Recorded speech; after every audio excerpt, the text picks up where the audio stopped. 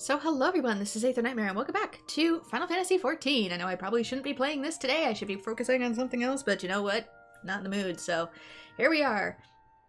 I also don't know quite how long that will have, so that's another reason. This game I can usually quit relatively easily, whereas other games tend to demand a little bit more attention to get anything done. Whereas at least here I can pop off a few side quests for an hour and still be considered successful at something. So with this, I remember there's a couple things I wanted to do. So first things first, let's go into our duty finder. This is for, oh yeah, I can't go in for fishing. Let me try that again. I gotta change jobs. There we go. I also made some new gear here. So red is currently, the sunstone ones are currently best for like tanks. FYI, so if we go into crafting for goldsmith, I believe, yeah, because red has strength and vitality. It's really good for tanks. This is intelligence and determination, so I want to say this one was for magic DPS. What's this one? Dexterity, vitality, and critical hits. This is probably good for DPS.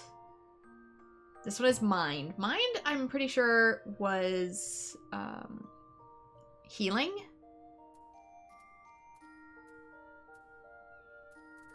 Any other colors? Vitality, tenacity, and strength. This could also be for DPS, depending on what you want. Yeah, piety and mind. So this one is actually even better. This one is especially good. The piety and the mind is for healers especially. So maybe go... This one especially for healers, but if you had like a summoner or something... Where was the other one with mind? Maybe this would be better for like a summoner. So with that, let's get into Duty Finder. No, we're not leveling. I could have sworn I unlocked something. Bowel of Embers, that's not it. We went through all of these, I think. I could have sworn I unlocked another one. Maybe I didn't get to it yet. Maybe it's still in the journal. Because I was gonna unlock a new one, the house that Death built. I think maybe that's it? No.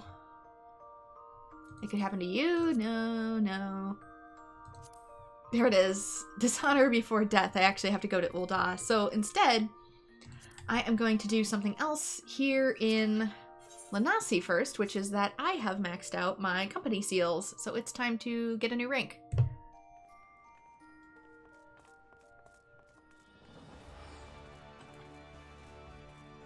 Is south.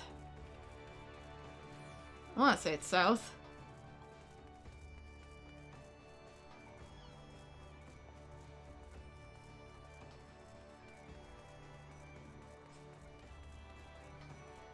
I'm very curious. Some of these people have like names above their actual names, so like Lord Protector. I can tell Hero is the free company that they're in, for example. But I'm curious what, like, the other titles are. Are they achievements that you earn in-game? Because I saw one that said Necromancer. I know that's an achievement. Like, Civilized Men and Women, Maelstrom. Lieutenant Trachit is looking for a few good soldiers. I don't know what this is. You familiar with what transpired at Cartno 5 years ago, ain't you, Private Nightmare? I don't mean the goddamn moon cracking open and the thrice-damn primal raining hellfire upon us. Even folk in the Far East heard that tale, I reckon. What I'm wondering is how knowledgeable you are with regards to the aftermath when the Eorzean Alliance saw fit to settle in and jointly administer the region of the foreseeable future. Waste of time, money, and men, most say. What with nothing of value in the Cartno Flats, huh? That's the story to which most folk have been privy. The truth, of course, being a fair bit different. In case you didn't know, the Primal's rampage laid bare the Allagan ruins, which no one had even the slightest inkling existed prior to the calamity. It didn't take a bleeding genius to recognize that we found something important, and we'd be fools to let it fall into the wrong hands. The powers that be declared that we protect and study the ruins together, and so we did, until now. Limsa, Ul'dah, and Gridania have all formally asserted the claim to the territory. The time for talk has passed, the time for action has come. That being said, we'd be a sorry excuse for an alliance if we let this one issue divide us. So while we'd all be fighting and be in accordance with the rules, all hostilities shall be confined to the disputed territories and engagements shall be fought to submission, not death. Remember that when you're on the front lines, beat a man within an ilm of his life, you must, but see that it goes no further. You'll be joining the fight, won't you? A soldier with your talents would make a great, tremendous difference. Once more, you'd be doing the nation a great service.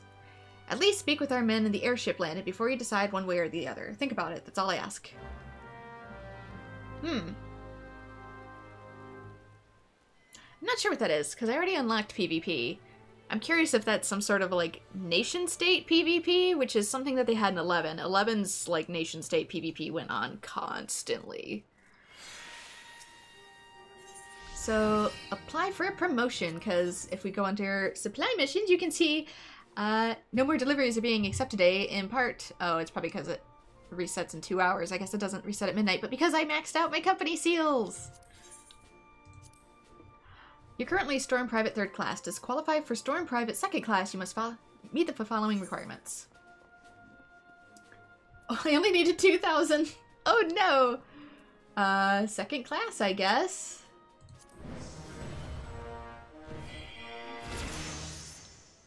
In the name of the Admiral, I hereby appoint you to the rank of Storm Private 2nd class. May you ever serve the best interests of Limsa till sea swallows all. I might be able to do it again then, depending on the requirements.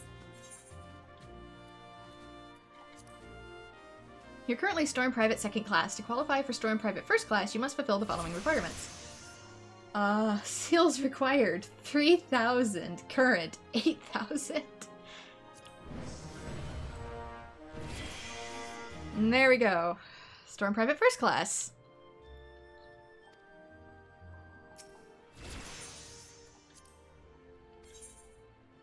$4,000 and current seals are 5,000.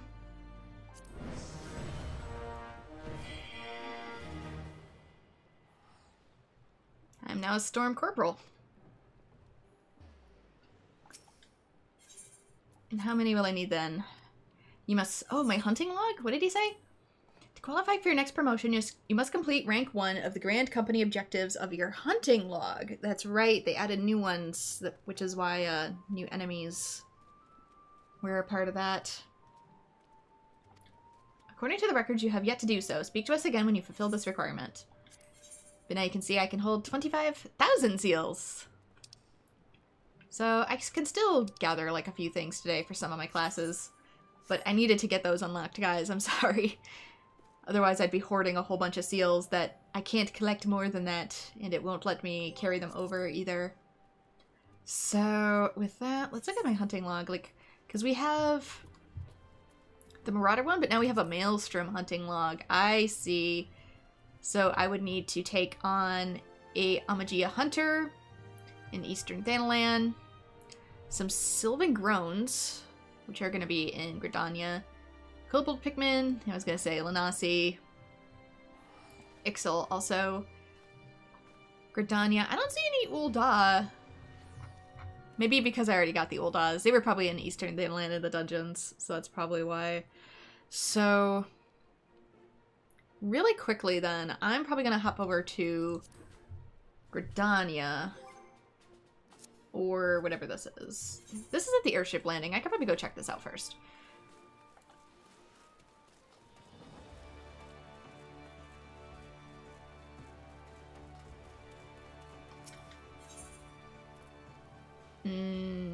Airship. There we go. I don't know what it wants, but...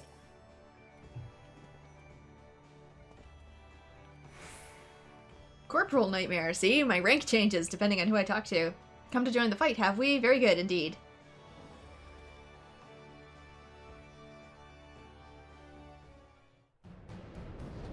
The fight for what? What am I doing? Hello?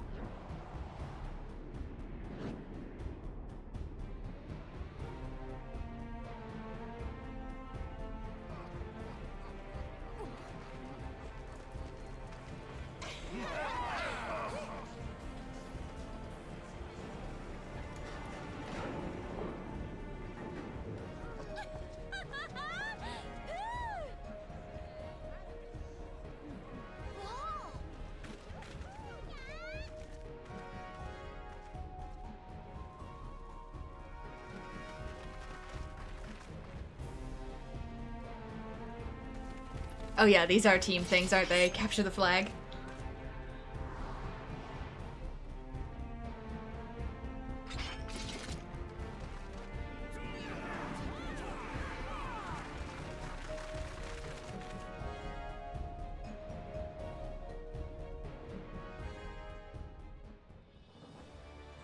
Now before we proceed, I must warn you, this isn't going to be like some jaunt to the Wolves' Den. You'd be pitted against wave after wave of Fellows Alliance members in battle, and they won't care one whit that you're the Warrior of Light. This campaign will be long and brutal, and victories won today may be undone tomorrow. Consider the borderland ruins. We need only seize control of each ruin in the region, right? Wrong. Defense is paramount as well, for the rivals will muster forces to challenge our claims. It's for that reason we have established an airship route, directly to the front line. Those who are ready and willing to fight will never want for transportation. But that look on your face bespokes confusion.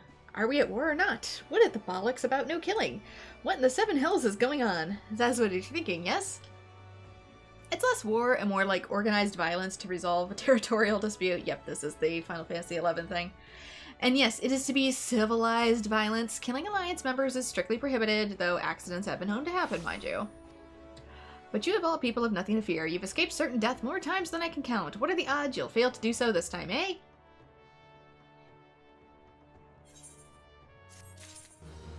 There we go. Front line has been unlocked. The borderline ruins is located on the outskirts of the Cartano Flats are now accessible. Control of the ancient Allegan site is dedicated via large-scale player-versus-player battles, known as frontline campaigns. Speak with Grand Company Flyer at 1 airship landings for further details. Nope, I'm good. I am good. I don't really need to do a whole lot of that. So next would be the Cutter's Cry. I definitely want to head out this way. I'm gonna get this loaded up because then I can start doing other quests in the background. Other non-story quests, more like hand quests.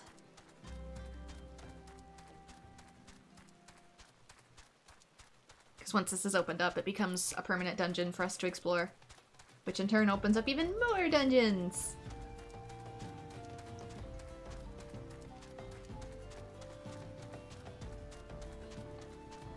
Because everything sort of dominoes into each other with this game. Just gonna ignore the fate. It's a boss fate. I'm too high level for it anyway. Place the flowers.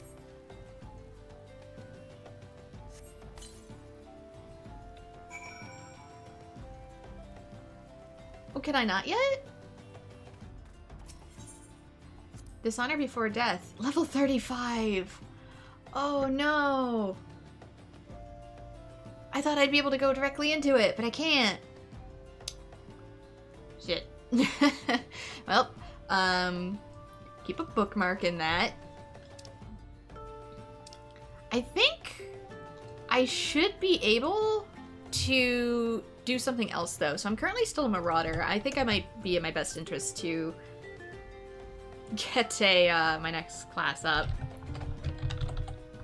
Let me just look up a quick guide. PvP actions, I don't care about that. It's not what I meant.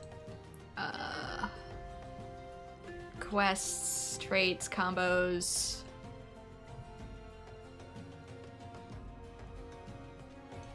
Pride will take you from the mountain.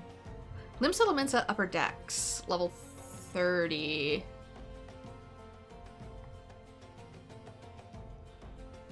Level 20 main scenario quest, Sylph Management, is required to unlock. That's why I didn't see him in Linza. Okay, I can't do what I wanted to do yet.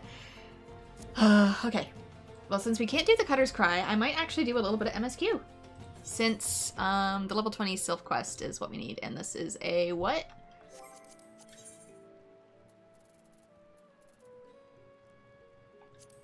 You come in peace. It's probably directly after this. Oof. Alright. To Gridania.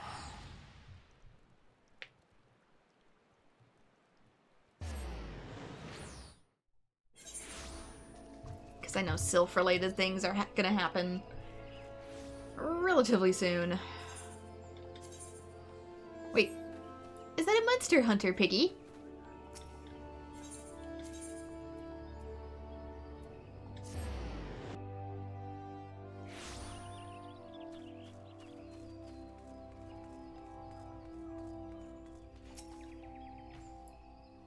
Aye, the ferry docked at the base of the hill will carry you across the lake to the East Shroud. Once you're ashore, head due east and you shall find the Hawthorn Hut without much trouble.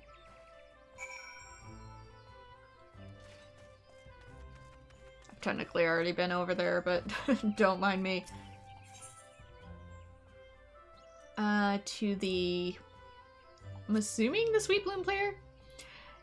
Happen to be heading across to the Sweet Bloom Pier in the East Shroud. Yes. I think. Yeah, this is where I need to go. So you probably notice it doesn't congratulate me for being here for the first time, because I've technically already done some gathering over here for materials, so it's technically not a new zone to me, but I haven't unlocked it as one. So I still need to go to the crystal, and there's still quests here that I've yet to do. I've not started any of the quests, but sometimes I will enter areas if I know I won't pop off any story on accident, as a way for me to just keep up to date with gathering and mining. Potentially also leveling, because yeah, I need to be a little bit higher level.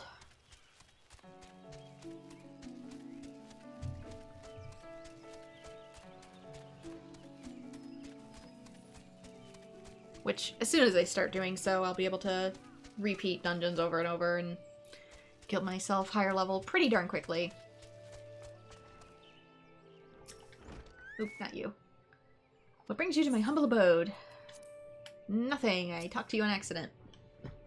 Indeed, I'm Amelin of the Twin Adder. I understand you're here to learn of the Sylphs, yes?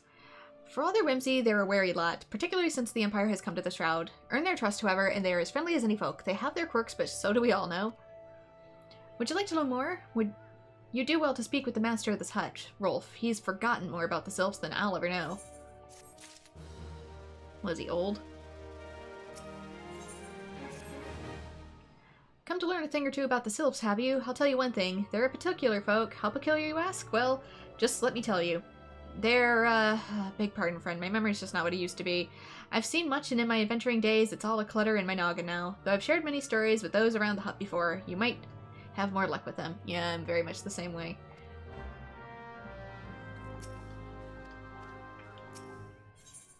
Florman, that I can see who I'm talking to. I'm in the wall. There we go.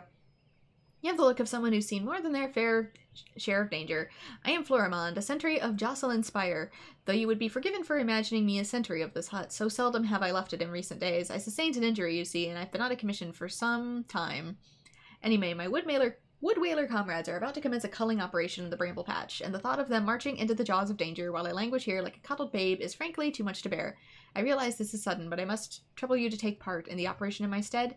If you do me this favor, seek out Captain Anuid and at Jocelyn Spire. He will tell you all that you need to know. And there is a maximum number of quests you can undertake, but I probably shouldn't reach it so long as I am somewhat vigilant. The Sylphs? Yes, Father told me his stories plenty of times. What I've always found most captivating is how their concept of etiquette is almost completely alien to our own. You'd best not underestimate them on account of their childlike looks, lest your face end up a mess of glyphs, squiggles, and chocobo scratches. Sort of like Jigglypuff. It draws on people if they, offend it.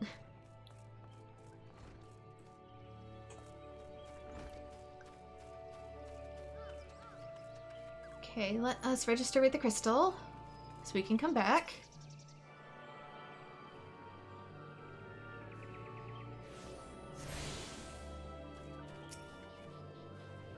The Sylphs? Invert tricksters and troublemakers, that's what they are. One day they're drawing mournful faces on our masts, the next they're sending our young sentries falling to the bottom of a ravine. Tell them to stop and they just laugh at you. Rolf claims they harbor no ill will, but I dare say such pranks are no laughing matter. It's because they don't really understand life the same way we do. And Chocobo Porter unlocked. Leave mates. Hail Adventure, I'm Kina Leah, the guide leave representative for the Adventurers Guild. If it's work you seek, the good folk who reside in the vicinity of the Hawthorn Hut have entrusted me with a multitude of tasks that I am eager to assign to stalwart heroes. Stalwart ones, I say again. Many use of these leave quests are not for the faint of heart and frail body. Before I send you marching into the wilderness, I must see what manner of adventurer has arrived upon my doorstep, so to speak. Let's start you on a trial, Guild Leaf, shall we? How does this one suit you? Please don't be. Oh, it's another escort quest, isn't it? I hate escort ones. Why? Need it back in the Sylph. Maybe later. The quickest way to a quiver woman's heart is through her stomach, but I don't even think of trying to foist your foodstuffs on a Sylph. They sustain themselves simply by bathing in the sun, or so Rolf once told me. They photosynthesize like plants. What about up here?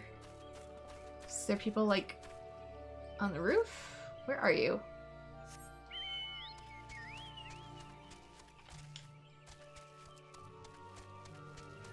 Yeah, there's another hut up here.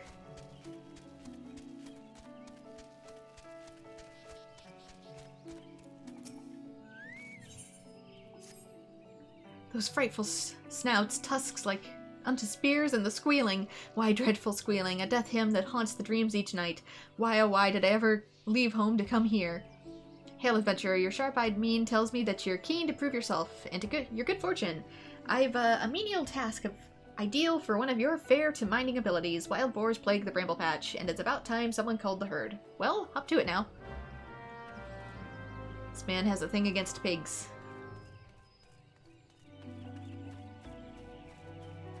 To be fair, wild boars are actually extremely dangerous, more than people can give them credit for.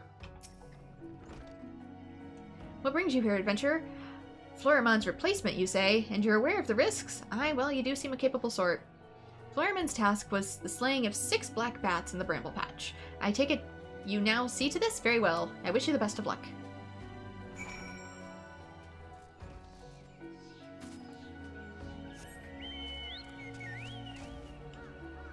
Could have sworn eventually it would have me picking stuff off the roof.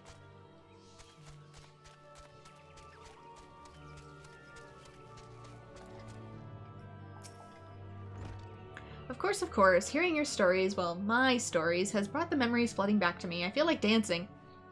Yes, nothing brings people together quite like a toe tapping. A Sylph told me long ago that dancing is a time-honored agreement among their kind. You do well to remember this. It may help with the favor of our forest friends.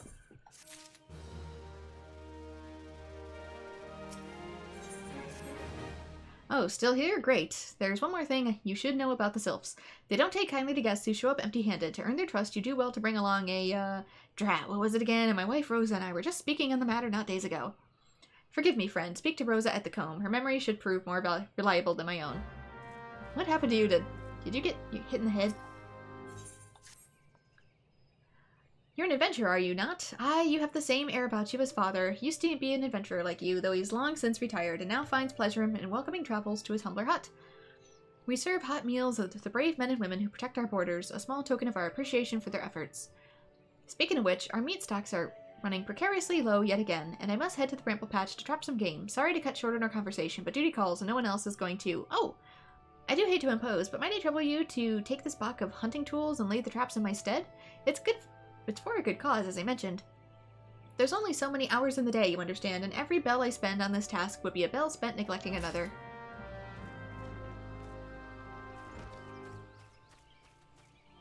Okay, so that is...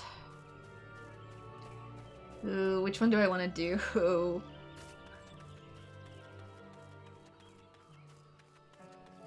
It shouldn't be too difficult here. I said it was a level 15 guild leave, so part of me kind of wonders if I just get it over with.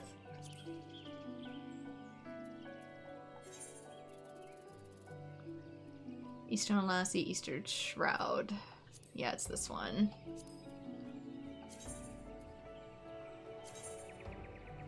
$15, 19. Yeah, 19 is still way easy for me. Where am I going, though? That is the question.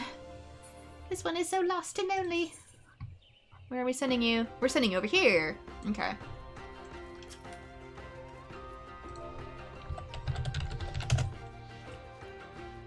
Of course, I can only get so far away. I guess so long as I take it relatively slow, it shouldn't be too bad.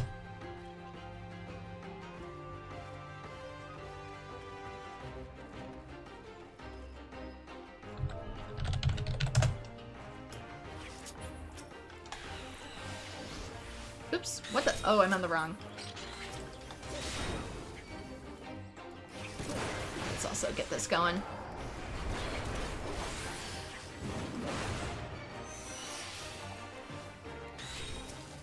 I was gonna say Sylph is gonna take the shot. No, I don't want to talk to the Sylph. I want to kill the fly. Thank you.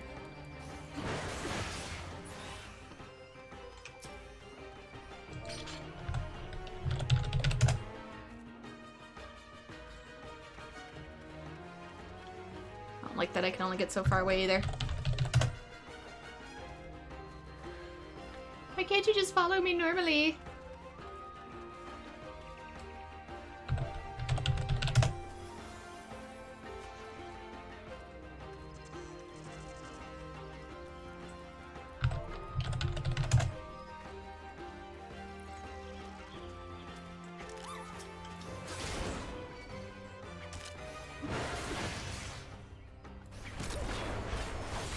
Thankfully, due to my tank status, most of the enemies will default to me the moment I hit them.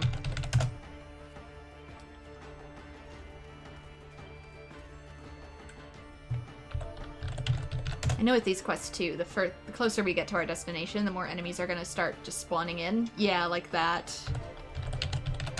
They're gonna just endlessly do that. Wait, you're not even on the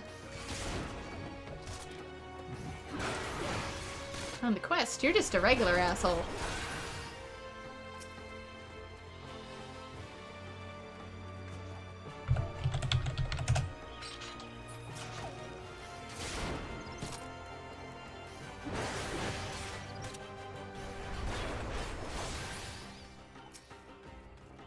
Okay, come on.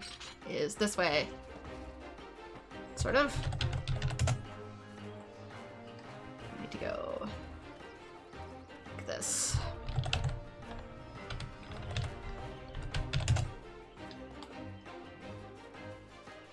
Nope, we don't. It's over this way. I'm sorry. I'm so dumb. We had the right direction the first time. Or at least 20. Nope. Nope, you look at me.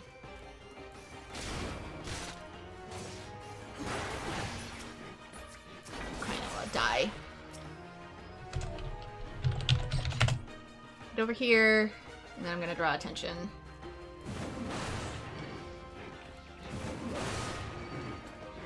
I'm just gonna kill all y'all in one go.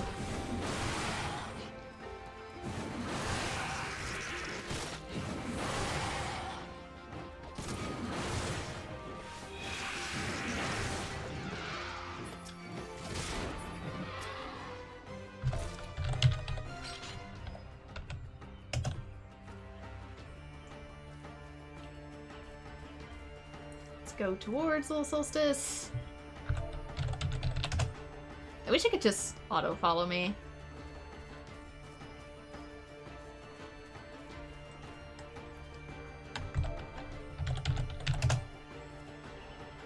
Too far away.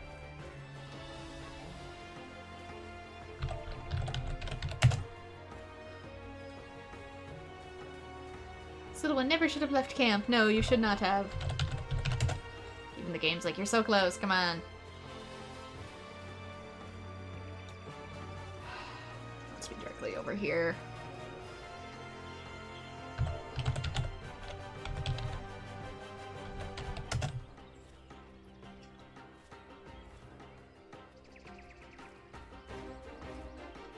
Oh, my stuff is selling in the marketplace.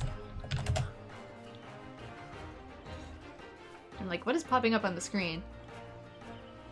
It says I've guided it to safety. Should be done. Yeah, there we go. Ugh. Hate these ones so much. Completed all that needs completing, have we? Then the only one step remains, to collect your reward. Such passable diligence and general competence are exactly the qualities I admire most.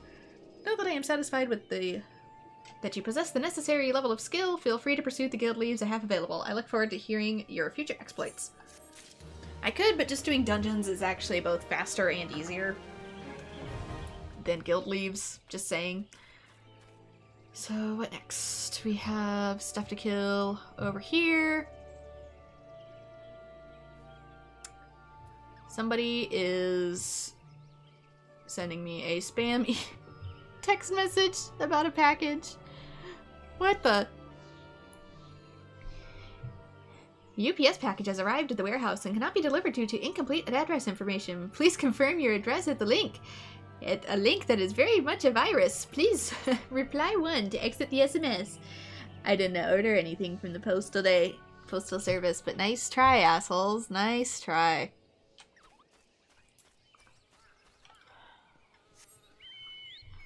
One second. I should probably screen cap that and send it just as an FYI to older family members. Not for my concern, but theirs. Just like, FYI, I knew this is a scam, don't answer it. Because I do have older family members who are not good at tech.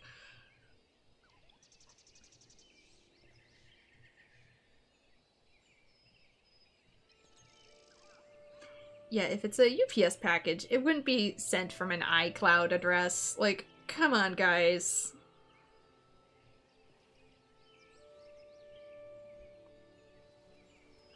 But, you know, a lot of old people fall for that, so... Hence... a screen cap and a whoosh away! So there we go. Alright, we're back.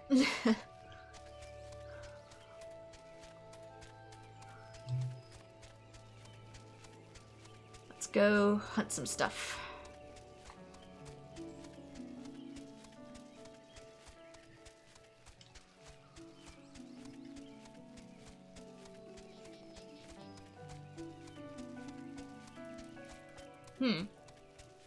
Where? Ah, here we go.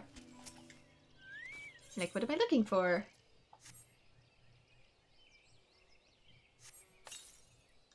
To lay down some hunting tools.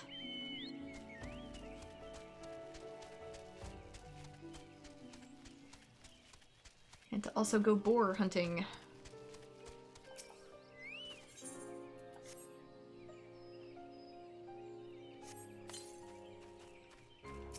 This'll be easy. Oh, they're all in a group for me.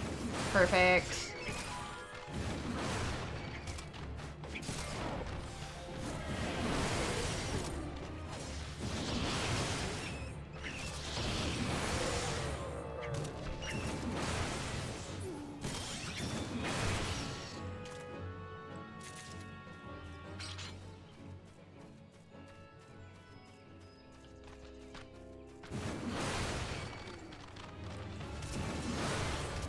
Wonder how many of these I need.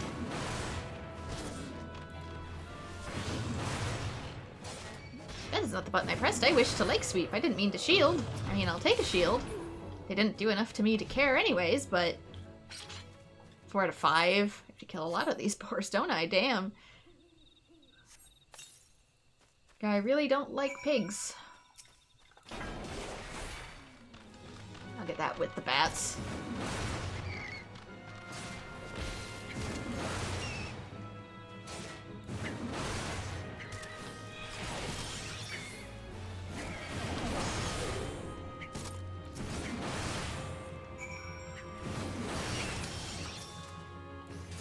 There's actually a tiny bit of delay in my actions. I wonder if the servers are super full today. Whenever it takes like a second or so for my moves to go off like that, it's usually a sign that the servers are congested.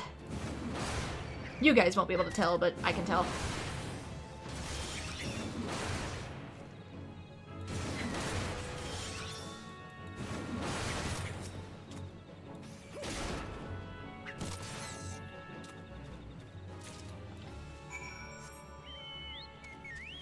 There we go. All cleared out.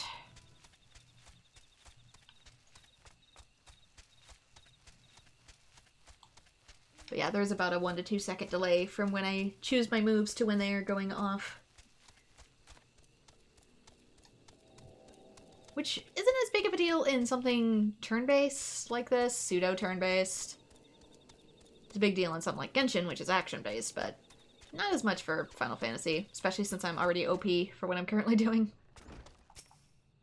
Ride my chocobo in your house. Thank you ever so much. Now all that remains is for us to wait and pray for a bountiful catch. I shall have the wood whalers check on the traps on the morrow. They're more than happy to do so, knowing that the meat will end up in their own bellies like it has not. But if I might be permitted to speak seriously for a moment, it's not an easy time to be a frontier sentry. Fearsome beasts around these parts, and it is imperial threat besides. Thus, I am glad that I, who cannot wield a sword, may yet play my part by preparing hearty meals for those brave men and women who are willingly endure hurts that simple folk like me might enjoy peace.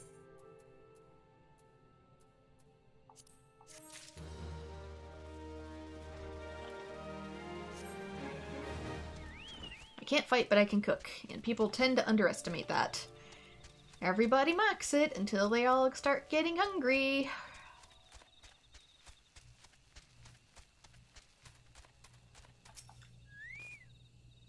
Please, you have my vow. I shall wear boarskin armor no more. I will starve before I partake in the tiniest morsel of salted pork. Just make them go away. What? The swine plague of the Bramble Patch is no more? Oh, thank you, friends. To speak the truth of it, I have been plagued by a dreadful phobia of those tusked monstrosities in recent weeks. But I realize this will not do. Jocelyn Spire overlooks a hub of trade and military activity, and to shirk my duties would be to dishonor the hero whose name the Spire bears. You've instilled no small measure of courage in me today, friend, and for that I am grateful.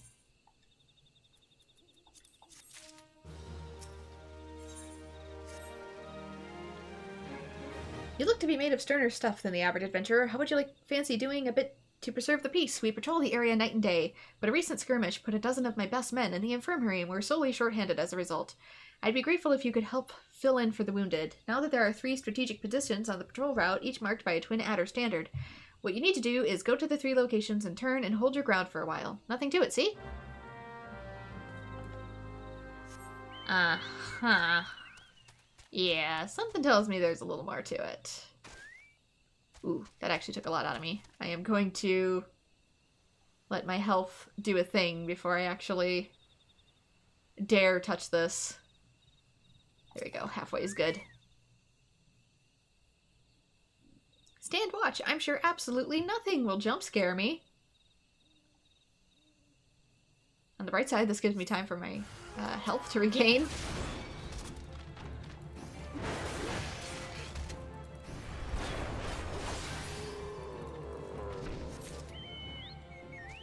At least I'm getting some animal hides out of this, which I need for leatherworking. I need to eventually go over to Lanasi again so I can get some toad skins. That's going to be the next tier.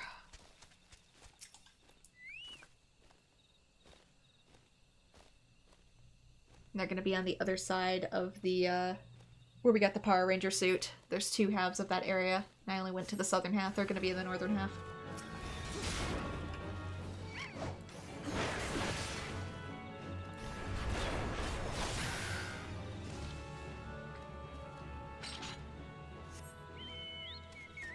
And Chocobo is still kind of slow, but 1, it gets faster the more of the main story quest we do. Sounds weird, but that's how it works. And 2, it's still faster than walking.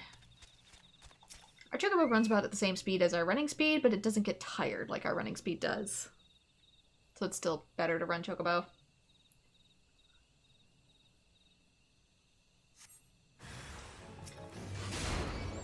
You're not a boar, you're a monkey.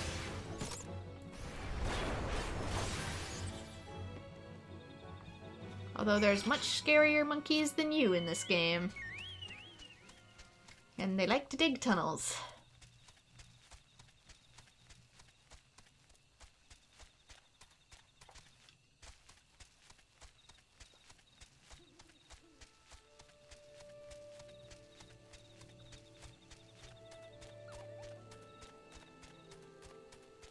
Wait, he's up top. Duh.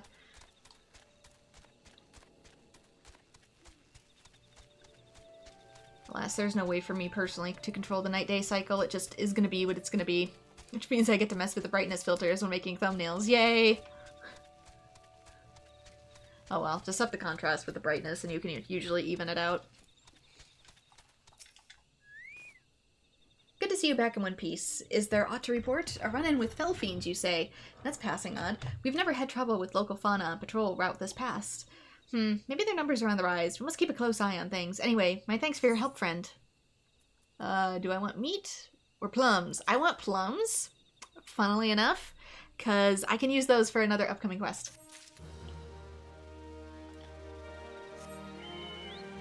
I don't know if I've ever eaten food in this game. Like, needed to. I might eventually with, like, expert dungeons or something before I go in.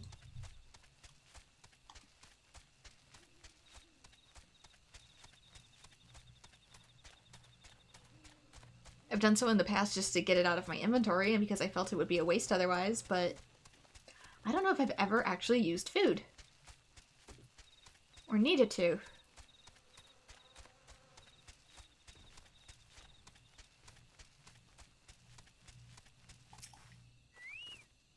These are beekeepers with suspiciously absent veils. You guys get stung a lot, don't you?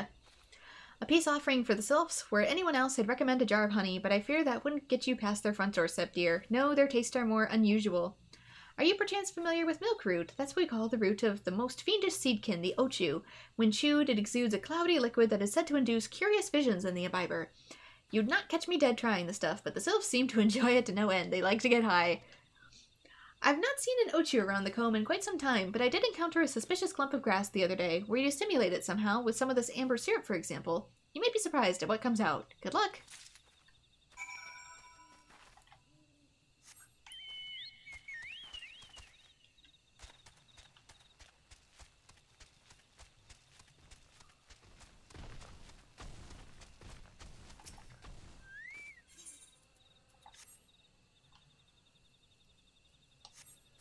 See if I can draw out a tiny little ochu. Oh, you're not as tiny as I thought you'd be. Still low level. But I'm used to the baby ochus.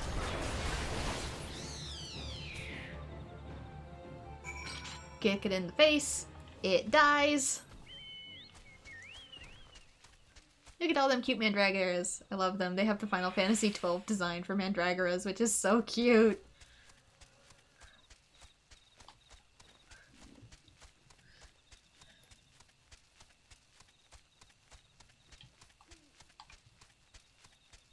Which is not the only Final Fantasy XII Mandragora designs. There's a few others that are in this game as well.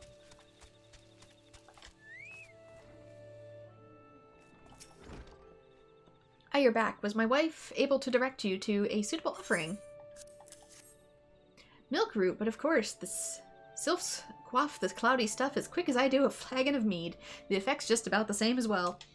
Any road, a gift of milk root will have the Sylphs calling you friend and sister the moment they lay eyes on it. Now let me wrap that up for you. I'm starting to feel a bit woozy.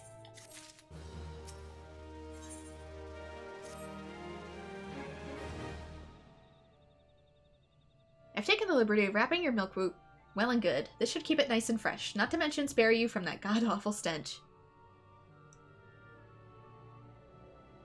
The Sylphs love the stuff, but me, I'd rather bury my nose in a chocobo dung. Dare I say, the reek even rivals the breath of the mortal that put an end to my adventuring days. But I can't tell you that story another time. You've more important matters to attend to, yes? The Sylphs are an eccentric bunch, but I've shared their company enough to know that they're kind at heart. They'll not shun one whose intentions are true. May your parley be a fruitful one, friend, and do stop by upon your return. There's a flagon of full flower mead with your name on it if you can relegate me with your adventuring tales. Regale me with your adventuring tales. Let's learn how to read. Oh, and before I forget, don't go traipsing off just yet. Amaline here would have a word with you. Travel safely, friend, and pass along my regards to the winged ones.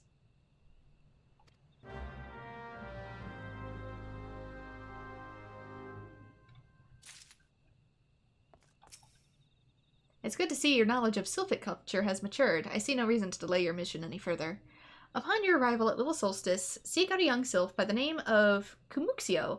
He has served as an intermediary between the peoples on many an occasion and has the close ear of his tribe's elder. I see that Hawthorne has furnished you with some of the melodious root the sylphs so adore. I have something for far greater import for you to deliver, a missive from the elder sea seer herself. To summarize the letter's contents in brief, it vouches for the integrity of our envoy, that would be you, and restates Gridania's desire to maintain a harmonious relationship with our long-standing friends of the forest. The war with the Ixal has taken a toll on our resources. We cannot ill afford to get mired in another conflict. I need not impress upon you any further the importance of the mission. May the 12 see you return with good tidings.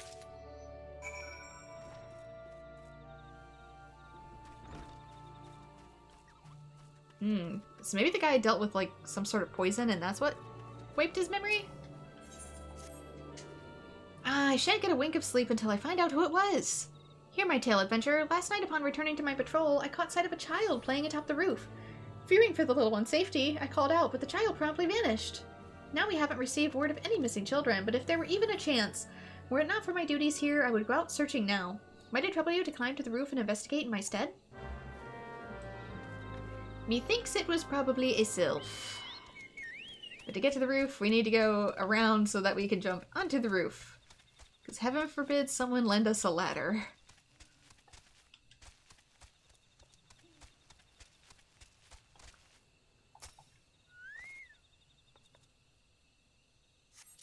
You've got stuff growing up here, which is going to eventually get past your tiles, and is going to cause leaking and mold.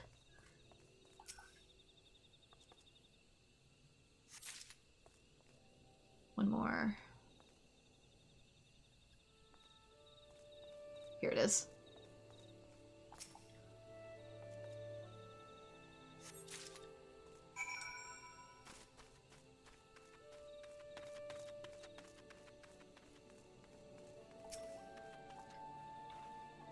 Ah, you've returned. Tell me, what have you learned?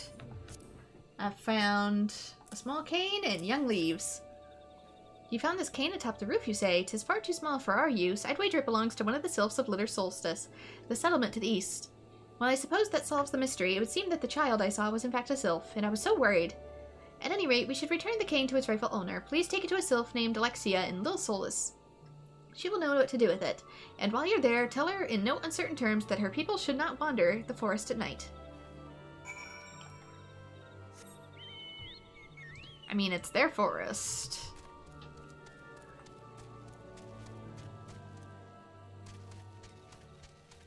And they do have magic powers.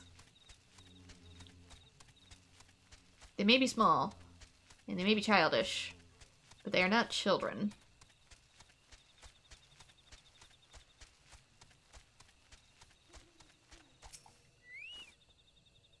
They kind of look a little bit like Teletubbies to me. What brings Walking One to the abode of these ones? Walking One brings Cane. This one was looking under every leaf and flower for Cane. This one's heart is full of joy. Walking One is kind, like Seeing One. This one likes kind ones. This one will be friend to Kind One. Kind One has this one's word. Anything new? Nope.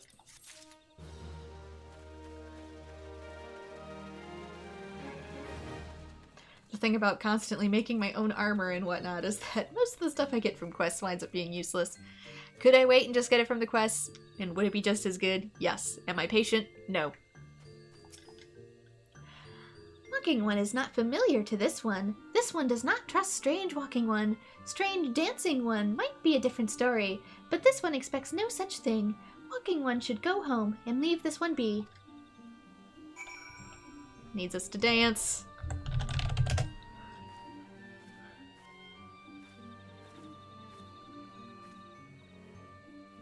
We can call this dancing. They just wish to see us embarrassed more than anything. They are very fey. They are very, very fey. This one would welcome Walking One, who moves like one of these ones. If Walking One would talk to this one will answer. This one is a busy one, so Walking One should speak with quick tongue. Yeah, just like fairies in European lore. Walking One would bring gift to this one. Walking One is most kind. A letter and milkroot. Walking One brings milkroot. Milkroot fills this one with great joy. And a lot of other things. This one gives thanks, gives many, many thanks, while still sober enough to do so.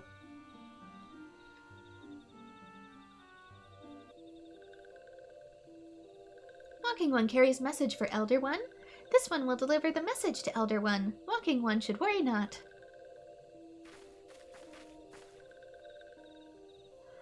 Hello there. We're envoys from Gridania, and we're here to treat with your people. First I thought she was talking to me, and it's like, we've met. Aye, we've come to pay our respects to your elder, and to learn from him more of your Lord Ramu. Who are these ones? These Walking Ones come from Gridania? Walking one become a dancing one and brought Milkroot, but walking one tricked this one. This one does not like tricks. This one will speak no more. Elder one is busy. Walking one should go home. Go home, you say? But the Sylphs of Little Solstice have always welcomed Gridanian envoys with open wings. The letter carried by Bren here is an oath of peace penned by the Elder Seedseer herself. Still you would refuse us? This one's reasons are no business of Walking One's. Elder One has no words for Gridania. Walking One waste everyone's time. Well, I never. Turned away at the gates. Whatever did we do to deserve such a rude welcome? Was Bren's jig insufficiently jiggy? Well, I am pretty flat. I'm as baffled as you, but someone tells me recent events have our erstwhile fluttery friends feeling uncommonly wary. It would seem we have no choice but to ask around and see how we might earn their trust. I'll just take the silencing potion because I don't intend to use any of these. They're just going to be ditched.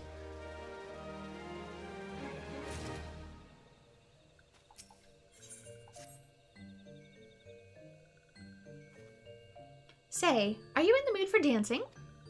That's right, dancing! You went through all that trouble to learn the Sylph's traditional greeting, but you've greeted hardly any of them. Why, if I were a Sylph, I'd be beside myself with delight to see an adventurer expressing an interest in my culture. Me? Of course I'd be happy to join. Oh, there goes those bloody link cribs of mine acting up against, though. Yeah, sure, Ida, sure.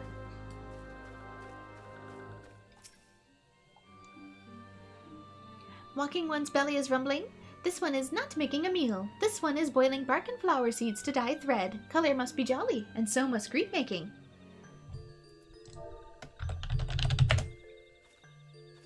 And I must embarrass myself further. A part of me wonders how much of this is their culture and how much they just like seeing humans embarrass themselves.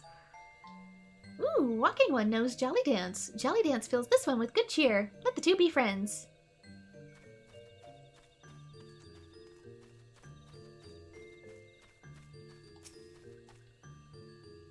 This one is weaving cloth. Walking One would know more. This one does not trust Walking Ones to do not show respect.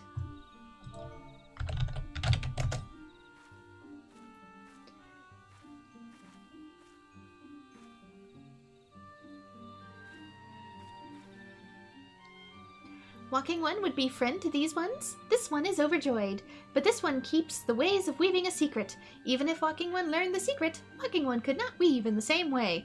Try me. I'm like level 30 in Weaver. Try me. I'm already weaving with thread made from the scorpions here. Try me. What does Walking One want with this one? Elder One warned that this one must not get too friendly with Walking Ones.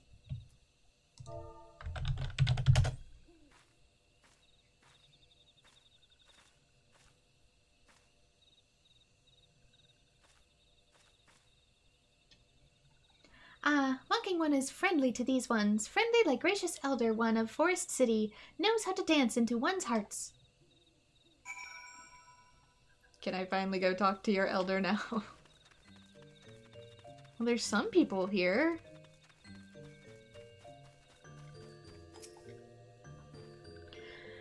Oh, would you like to hear the good news or the better news? The good news is that your lovely dancing has brought smiles and high spirits to all of Little Solstice. The better news? Why, I've thoroughly recovered from those accursed leg cramps. Onwards to our next adventure. Yeah, you need to eat more potassium then. Got any bananas around here? Beans? Do you like beans? As an adventurer, you're no stranger to helping distressed folk, I'd wager. Tales of good deeds are quick to spread. The adventurer who comes to the aid of local populace can go from stranger to hero overnight. No doubt you'll see what I'm getting at. The Sylphs who make their home in Little Solstice do so have been driven out from the woodland home. Surely they have their fair share of troubles. Seek out the troubled Sylphs and see what might be done to ease their worries. A sound plan, would you not say? That said, the Sylphs are not known to share their worries with outsiders.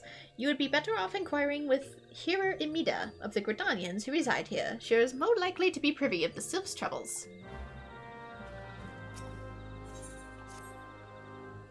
Walking one may dance many dances, but this one still doesn't like walking ones. Why? Because walking ones don't listen, that's why. If walking one wants to befriend this one, walking one should listen, and listen good. This one has an itchy spot on back. Walking one should poke it. If you say so. Boop. Boop. Walking one fell into trap. Touching this one turns walking one's skin to moss. Teehee, mossy one's skin turns greener and greener. Mossy one should examine self to see how silly mossy one has become. Can I choose myself?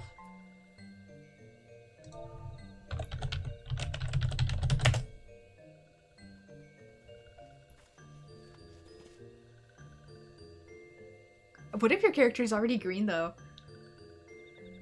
Like the Rogdalins. Teehee, mossy one's skin turns greener and greener. I already did. Maybe I need to still have it highlighted on her.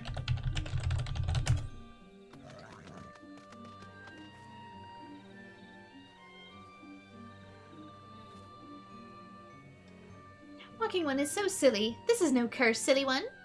This one tricked the silly one good, yes? This one is smart. Silly one should congratulate this one for being so smart.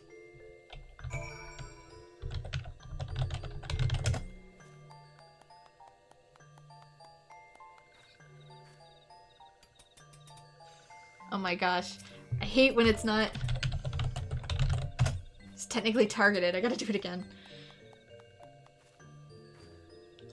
That's right, silly one. This one is very, very smart one. Silly one is smart to know this. Silly one make this one laugh. This one likes to laugh. Maybe silly one is not so bad after all. Just take the money, I guess. Take the money and run. Level 34. One more to go before we can start Cutter's Cry. Ooh. I swear to God, every time I hear somebody fail at synthesis, that's always my reaction, like somebody breaking a dish in a restaurant. This one needs help. Please help these ones. Vile ones called buzzing jiggas think that this ones are food. Attack these ones. Attack whichever these ones go into forest to bathe in the sunlight. Some of these ones have gone into the forest to lure out vile ones. This one wants walking one. Damn, son. This one wants walking one to wait for vile ones. Wait nearby and slay vile ones that come. Son, what you doing? Crystalline, you need some better gear. I don't know what's going on with you, but I'm kind of getting all that. Damn! I'm getting all this on record, hun. Praise be to the elementals. I cannot express how happy I am to see an adventurer who has a truly gentle heart. The Sylphs of Little Solstice are sorely in need of aid. Pray hear me out. Again. Being a temporary settlement, Little Solstice wants for amenities, not least a stout set of defenses. Consequently, beasts from malms around are free to wander in and terrorize the hapless residents. The Ziz Gorlins and Gal Gnats that roam these parts are especially troublesome, but slaying one of each should serve as a warning to the rest. Furthermore, perhaps you could gather 3 brownie bushes as well. They play an important role in Sylphic culture. I do not claim to know the details, and what such feral beasts prowling in the forest they're not easily to come by. When you're done with the deeds, seek out Kumuxio. He is slow to warm to outsiders, but your good intentions will not be lost in him. My own experience speaks to this.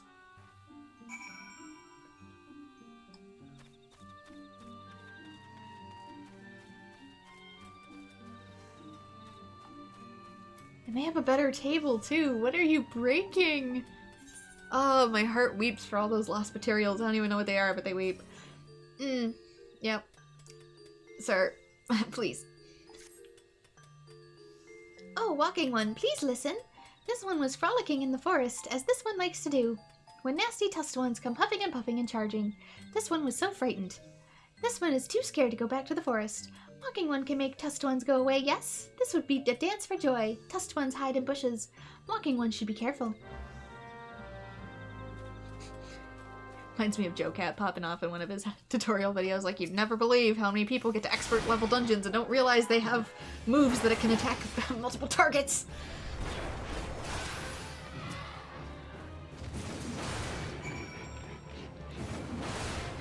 Sometimes being able to level up too fast is a bad thing.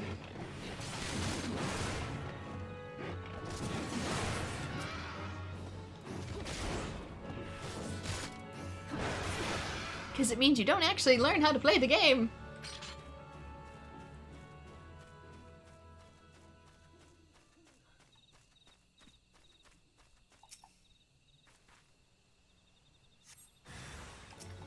Ooh, that's a big pig.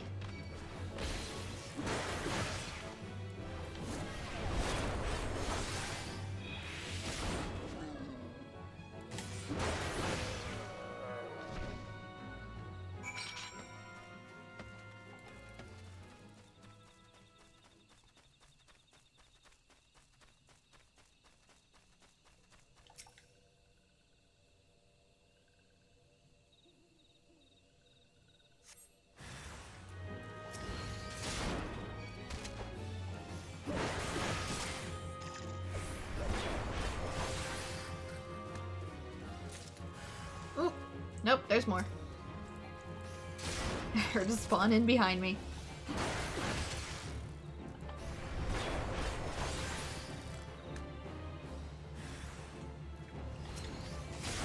You don't say.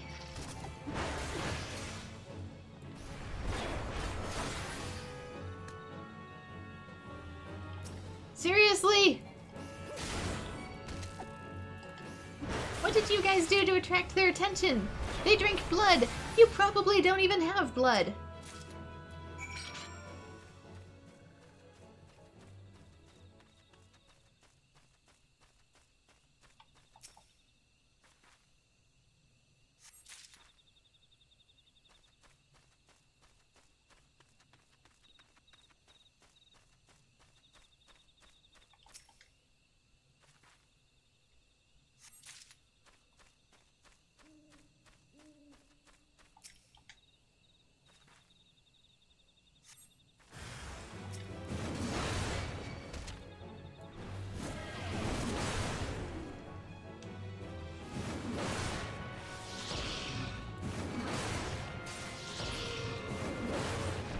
Mind your business, lemur.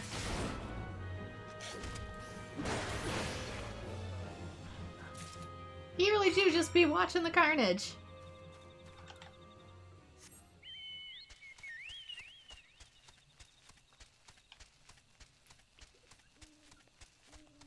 Let's be in here.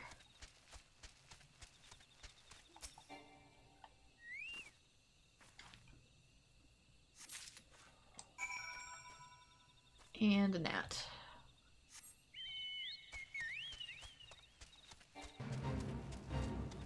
Pick a gnat. Any gnat. Seriously? Thank you.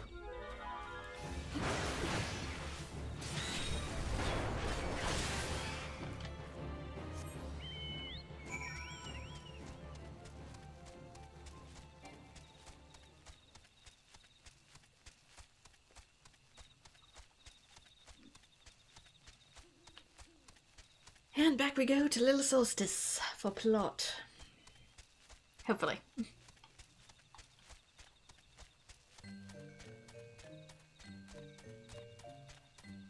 I do admittedly like the vibe of this place. These ones must bathe in the sunlight to survive. Without sunlight, these ones will fall ill and shrivel away to no ones. Thanks to Walking One, these ones can safely bathe in sunlight again. Praise be to Walking Ones. Have you ever thought about just flying up higher into the tree? Just a thought.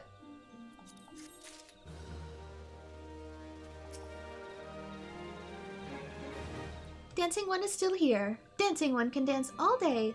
This one's trust is not so easily earned. Dancing One brings brownie bushes for this one. This one can dye thread once more. This one is pleased. Dancing One kills Bitey Buzzy One. This one hates Bitey Buzzy Ones. Dancing One is kind. Too kind. Many Walking Ones come to these woods abodes, but few are friendly like Dancing One. Perhaps this one was wrong to not trust Dancing One after all.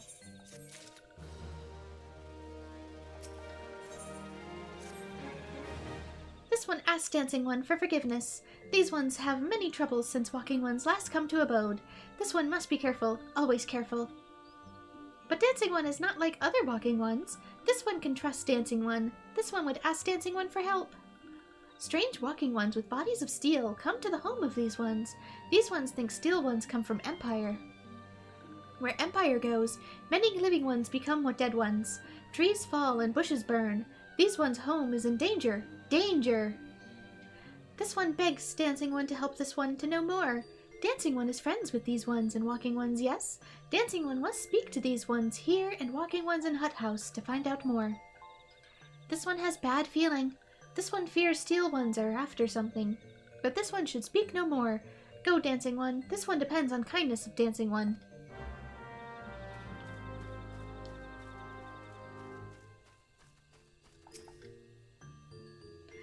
Walking One has made Tusked Ones go away? This one can play in the forest again? This one thank Walking One. This one is forever and ever Walking One's friend. Get some black dye.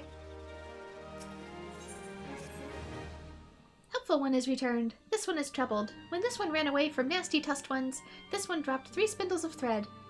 This one searched Brambly Patch over and over, but nothing was found. Oh, woe is this one. Help this one, will you, yes? Apparently, I don't know where that is. Spindles of thread. Oh, that's like way off. I'll do these first. Strange steel Walking Ones. Yes, this one is seen. Steel Walking Ones carry big boxes. Maybe Walking Ones hunt for shiny treasure. This one likes treasure.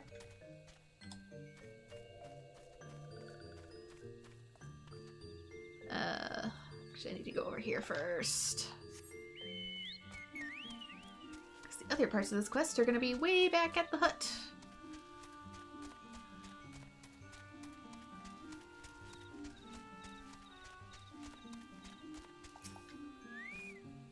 Shush, shush, this one says. Steel Walking Ones are scary, like touched ones. This one hates scary, and scary ones have scary friends.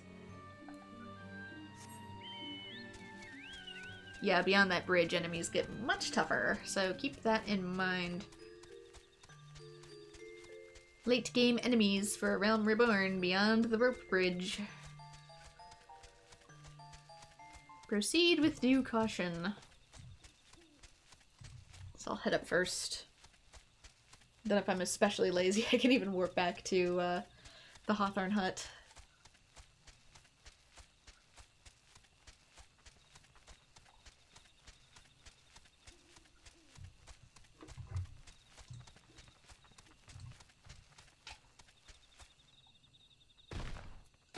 For in here. Cloud silk.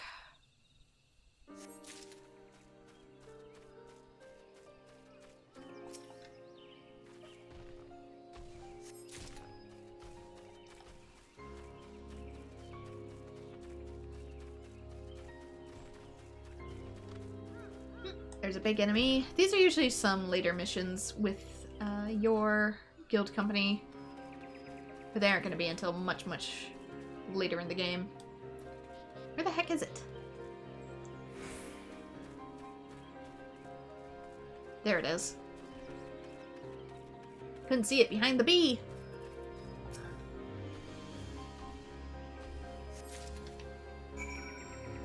Okay, since I'm going to be heading back to Little Solstice anyway...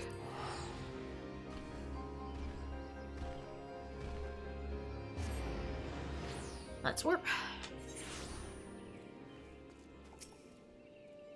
Men clad in strange armor. Why, now that you mention it, I did see some suspicious types of late. They were gathering deep in the forest. I simply assumed they were adventurers.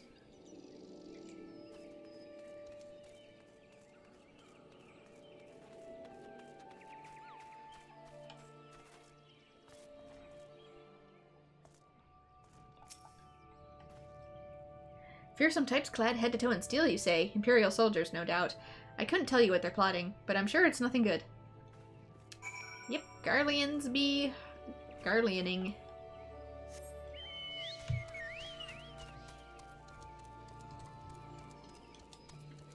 And yes, I do realize that in my last video when I was talking about Fufucha, I said Viridanian instead of Garlean, I meant Garlean. Dyslexia, go burr.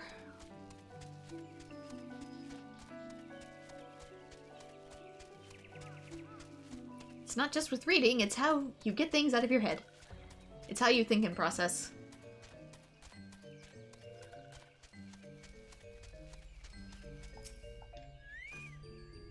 Without thread, this one cannot weave. Whatever is this one to do? This one's thread. This one can weave again. Helpful one is so kind. This one thanks helpful one from bottom of one's heart.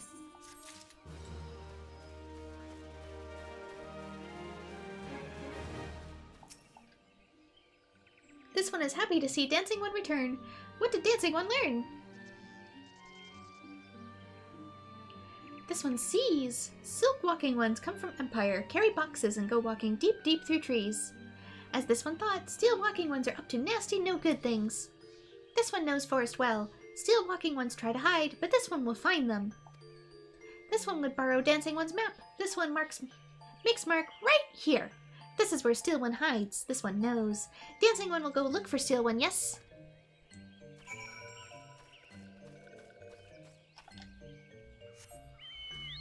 Ambush some dude who definitely doesn't expect to see me coming.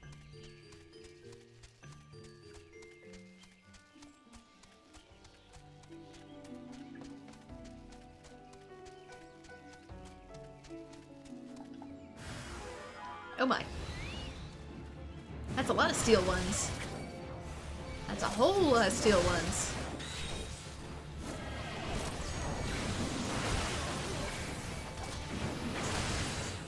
It's okay. I'm technically a steel one too.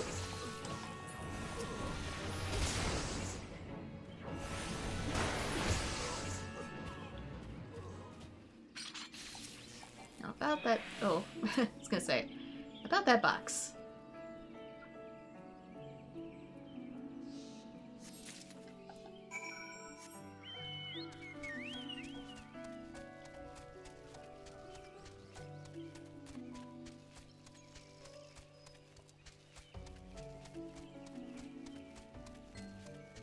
Difference being this dancy steel one listens and this dancy steel one dances. Dancing One is back. This one breathed sigh of relief. This one was worried. Dancing One found something. Dancing One find paper inside of box. This is a message from the Empire? This one can read Walking One symbols. Message paper has names of food and rocks. Food and rocks were inside boxes. This one knows. But this one does not understand. Food and rocks mentioned all come from one of these ones. How do Steel Walking Ones know to find them? Is there Sneaky One hiding behind this one's wings? Snooping One selling secrets to Steel Walking Ones? This one fears for this one's home, but Dancing One has helped this one much today. Dancing One was promised to always be friend to these ones.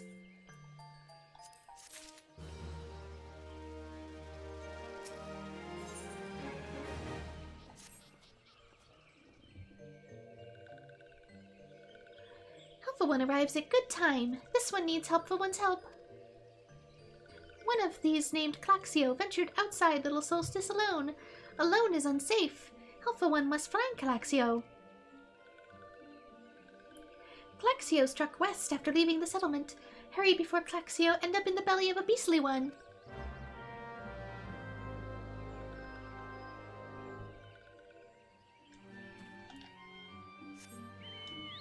You guys literally have me going all over the place.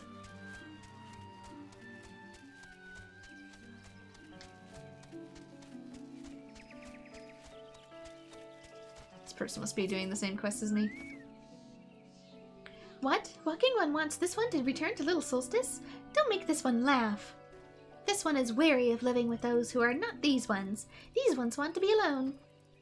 These ones rely on Walking Ones for everything. No better than those ones that summoned the Primal One. Small wonder this one chose to leave. This one thought this is a likely place to build a home, but then Meddling One arrives, forcing this one to go deeper into the forest. Meddling One is forbidden from following this one. Away with Meddling One!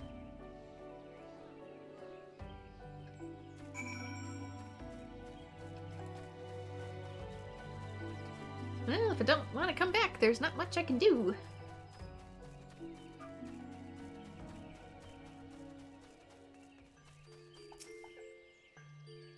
What? Claxio refused to return to these ones and went deeper into the forest? But this one saw touched ones lurking in the forest. Helpful one must hurry. Hurry and find Claxo. Helpful one should search for spools of thread on forest floor. Those things will lead Helpful one to Claxio. But hurry. Hurry before touched ones take Claxio away.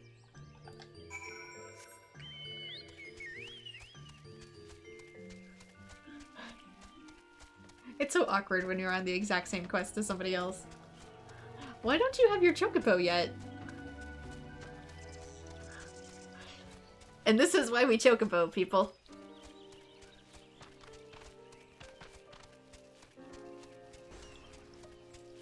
Yep, that's probably a spool.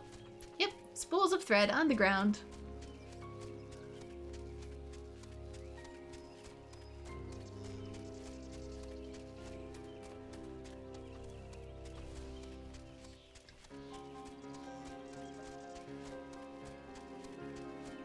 Ooh, this is gonna be a fight.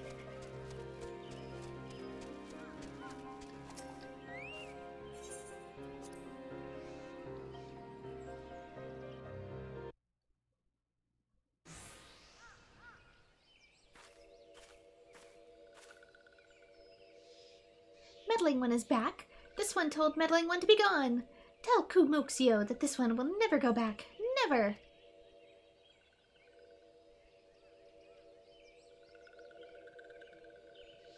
Touched ones? Touched one should go away too. This one is good one. Everyone should just leave this one alone. Beyond God, these Sylphs have been tempered, brought under the thrall of the primal Rahamu. Akin to the Amajil is tempered by the Ifrit, the Sylphs exist only to serve their deity. They'll not answer to words, only steal. I take no pleasure in this, but it must be done. At least these ones you can easily tell apart. They turn purple. Unlike some of the other beast tribes where you can't really tell.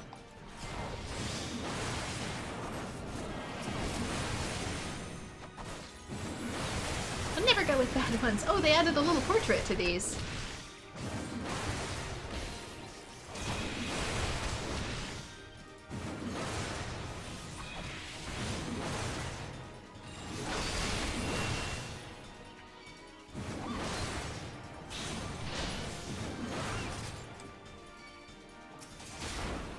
Immobile, and things were going so well. I was gonna say, would you guys like to not stand in the bad breath zone? Doing the best I can. If we deal with the Sylphs, then surely. Not the stinky one. Stinky one is scary. Oh, there's something not right about this mobile. Ignore it and focus your attacks on the Sylphs. If you say so.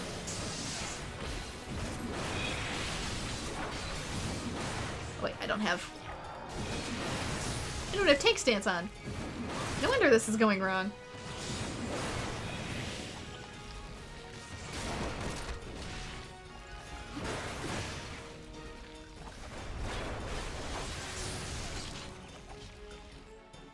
Ah, come back! I was beating your butt so well! This one is safe. This one was so scared. I kind of forget that it turns tank stance off, like, on fields and stuff.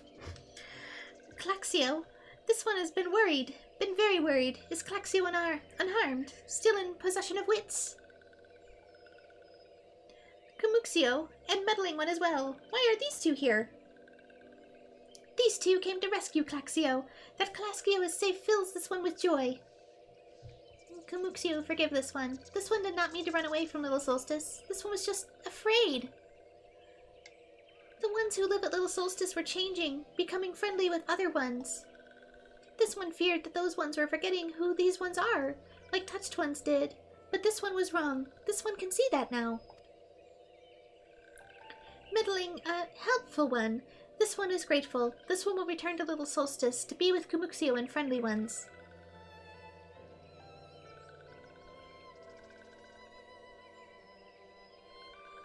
Well, that should see to that. What say we return to Little Solstice as well? I, for one, could do with a nice hot bath.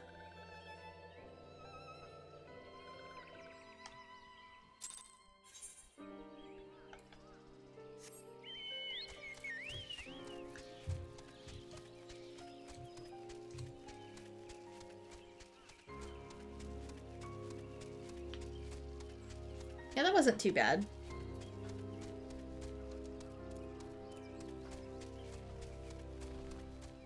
Like I said, I probably could have taken on the Morble even. Especially since I had other party members with me.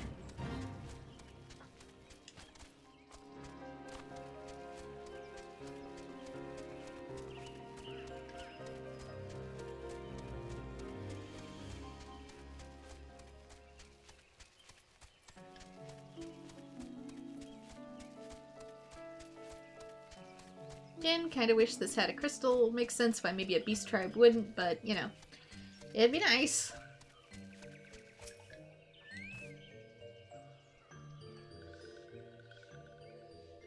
This one thought Claxio was lost forever. Helpful One saved Claxio. Now these ones can be family again. This one has known many walking ones, even many kind walking ones. But Helpful One is kindest and strongest of all. Helpful One is a hero to these ones. Helpful One will bring these ones and walking ones closer together. This one knows. This one would like to take Helpful One to see Elder One. But Elder One is...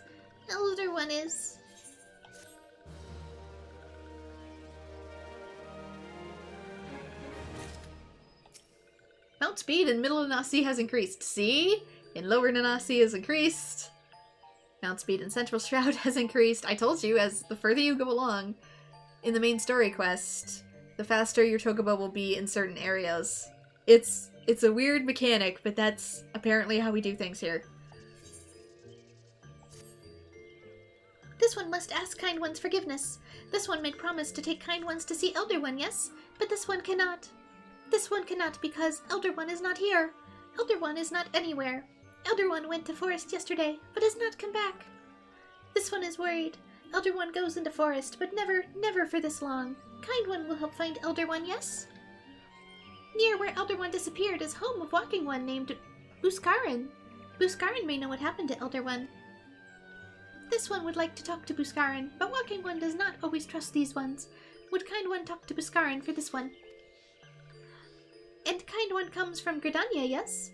In Gridania live many Kind Ones, yes? This one begs for Kind One. Please go to Gridania and ask fellow Kind Ones for help. And please hurry. These ones are not safe until Elder One returns.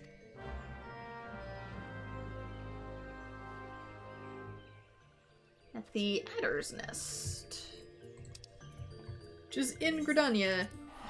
Which, while I'm here, I might do a few other things as well, since I have, like, next level for Botanist and whatnot.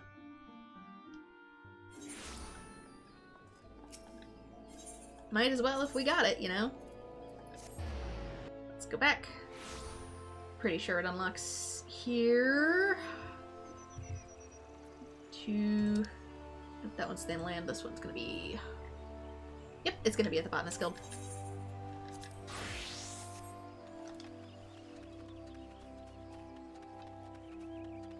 So we can unlock our next set of quests.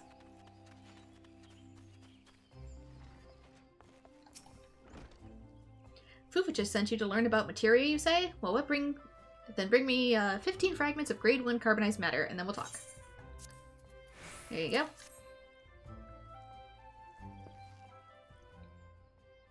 It seems Fufucha has high hopes for you. Very well, let us speak of materia. The art of crafting with materia is yet new to Eorzea. It was born to our shores by a goblin scholar named Mutamix some few years ago. Put simply, the process begins with extracting materia from old gear. This is then attached to another piece of gear, enhancing the item's properties. Mind you, it's not as if any half-wit can do the attaching. No, it takes a skilled craftsman with the necessary knowledge and experience. And once the process also required substances known as catalysts. The carbonized matter you've gathered is one such substance. I don't think it does anymore, though. But then they discovered a way to attach materia without the stuff, and we botanists are a little more idle for it. Such is the way of progress. So I'm guessing this was probably how they did it in, like, the early days of A Realm Reborn, and they probably patched it. It was probably driving people nuts. And that, my friend, is materia in brief. Now, I'd thank you not to ask me about the workings of it. That sort of scholarly stuff is beyond my fathoming. If you wish to know more, perhaps even try your hand at crafting with materia, I suggest you seek out the Goblin Mutamix. It is said that his camp at the place called Bonfire is out in the wilds of central Thanalan. We've met.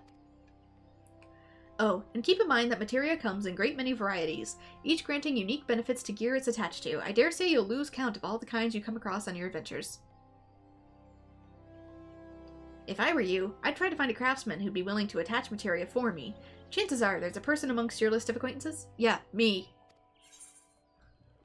Okay, let's see. Anything? I've already made better stuff for myself, so... yeah. Give me another one.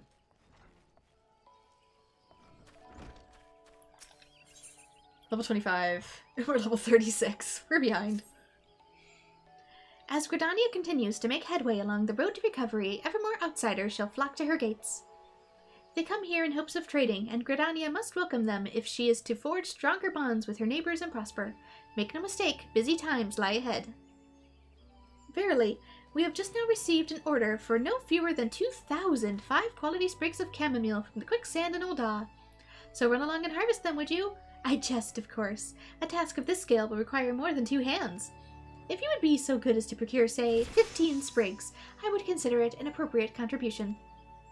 Chamomile is well known for its fragrant aroma and soothing properties. There is satisfaction to be had in ensuring that folks from every corner of the realm can sample the delights of this great stable. Do you not agree? Yeah, I love chamomile tea. Or should I say chamomile? The herb is abundant in Upper Lanasi, around Oakwood to be precise. Once you have harvested 15 sprigs, pray deliver them to Sandre. Alright, next is... can we do any more carpenter or leather worker? Maybe. Time to find out.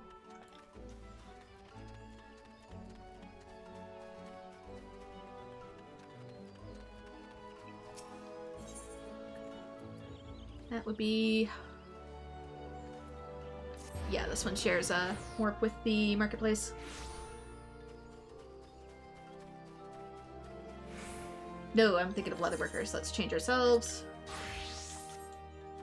Are we good enough?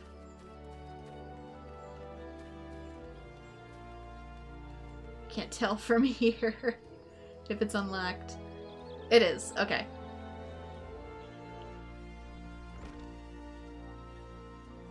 Ooh, do I have what I need to...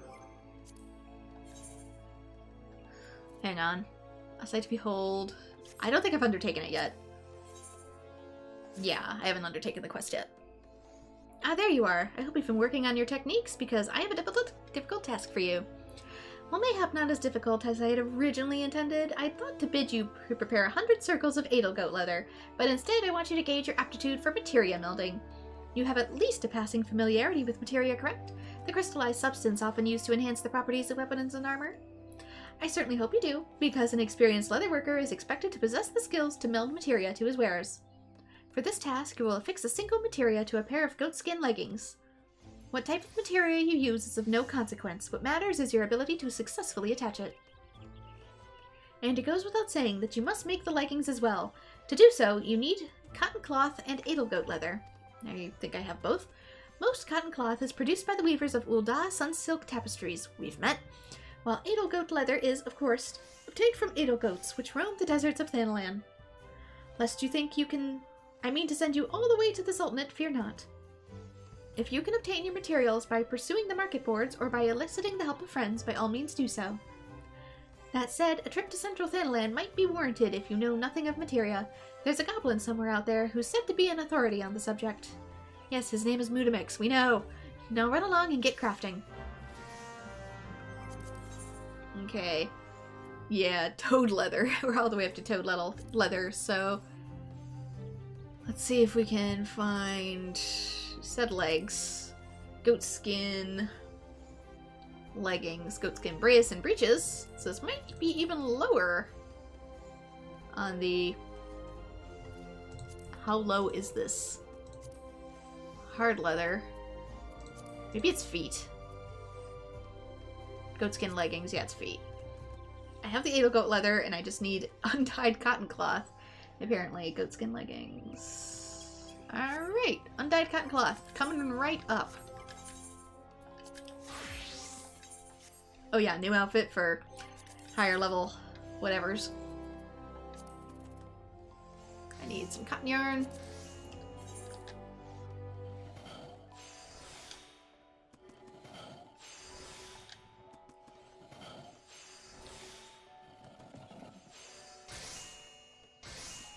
my level. This will literally only take a second.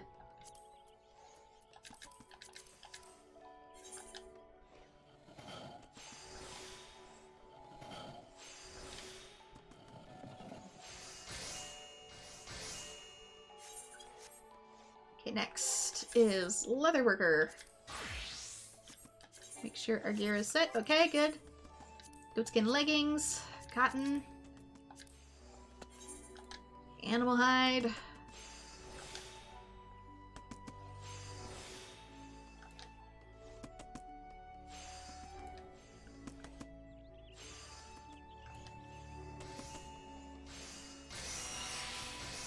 Okay, the leggings are done.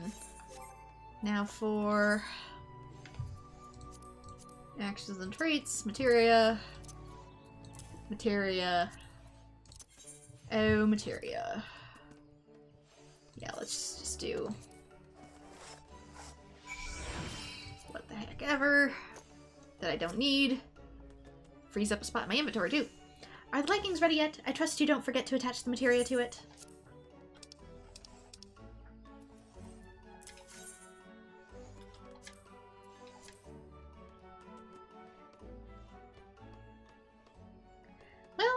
They could be worse. Thanks. I don't know how long you've been about this adventuring business, but did you know that leggings were once no more than strips of cloth or leather? It's true. We used to wrap each leg with a single long strip from ankle to knee. Nowadays, of course, designs which extended the thigh are far more popular. Soft, lightweight leggings like these provide the balance of protection and flexibility demanded by the wood whalers of God's Quiver, and adventurers like your good self. Based on your leggings, I'd say you understood well the importance of those qualities, not to mention the basics of materia melding. Indeed, if I were to judge your performance on a scale of 1 to 10, I would give you a 6. No, a 7. The remaining 3 points, you ask? Yeah, tell me what I did wrong so I can actually improve. Quite simple, really. Your leggings were made from skins, which were taken from living creatures. I don't know how to tell you this, but I don't think this universe has fox leather yet. Did you want me to use plastic? You could have asked. I'm an alchemist. I can probably make plastic. The 12's wood is filled with a wealth of life, which we leather workers must take in order to craft our products. You know, this is literally like a butcher saying, like, you had the audacity to kill an animal. Yeah, I guess I did. Honey, your job is literally, oh my god. Do you know how that Edelgoat lived? How it was killed and skinned?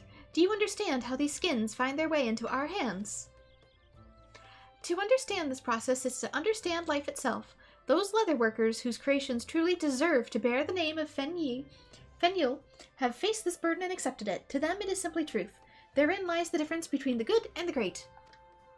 I don't know how to tell you this, but when you use a cow for leather, the rest of the cow goes to beef, the bones end up going to glue, even the organs end up getting turned into some sort of, like, processed either fertilizer or secondary meat product. Like, the cow gets used. If you want to preach to me about veganism, that's fine, but you yourself can't be in the same line of work. Your leggings are fine. It is you that needs improvement. No, you need improvement. You need an attitude adjustment. Call me an incurable optimist. You are not an optimist, but okay. But I do not think it beyond you. Fuck you. Study your materials and learn the history. Practice your craft and keep discovering new techniques. That is still your path forward. Also, I don't know how to tell you this either, but regular leather is, like, better for the environment than, like, fox leather.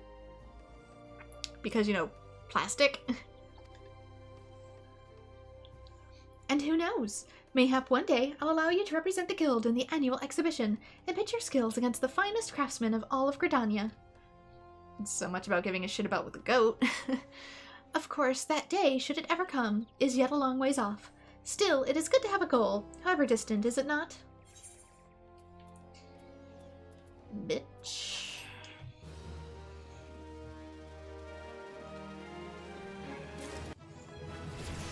Anyway, next level. I sent you to kill a goat, and you succeeded. Therefore, it is your fault. Ooh, he'll pay. I swear by Louiswa's beard, I'll tear the skin from his... Oh, it's good to see that you're here. Listen to this. The Uldan merchant has set about beckoning to the guild's good name. He claims that some toad leather we sold him is, and I quote, of inferior quality. Ah, you heard me. Inferior. The gall of this man. I swear to you, I would be the very soul of contrition if his allegations were proven true, but they just seem so utterly unthinkable. Hello, pot, meet kettle. Why, he claims that the leather was unevenly tanned and still reeking of toad slime. It's clear that whoever made that leather didn't know the first thing about working with toad skin. Which means that there's no way in 7 hells that it came from us. Believe me when I tell you, I'll be deep in the cold, hard ground before I permit such shoddy work to bear our name. The very thought of some 2-gill-hide mangler claiming to represent us makes me want to... Ultimately, it does not matter that this isn't our handiwork. If our customers begin to suspect that our standards are slipping, and that we are not showing our materials the proper respect, our goods' name will be lost, and our many years of hard work will have been for naught. We cannot let that happen. Though I'm certain we've done no wrong, we need to make this right. We'll settle this with the display of authentic craftsmanship. Prepare a circle of high-quality toad leather and bring it to me for inspection. Understood? Yep, that is going to be over in the Lunasi. But that is a ways off, so next. The taste of own medicine. How does it feel? Anyway, the warp stone is... I see it in the distance. So I'm going to be warping all the way down to the main stone for Carpenter.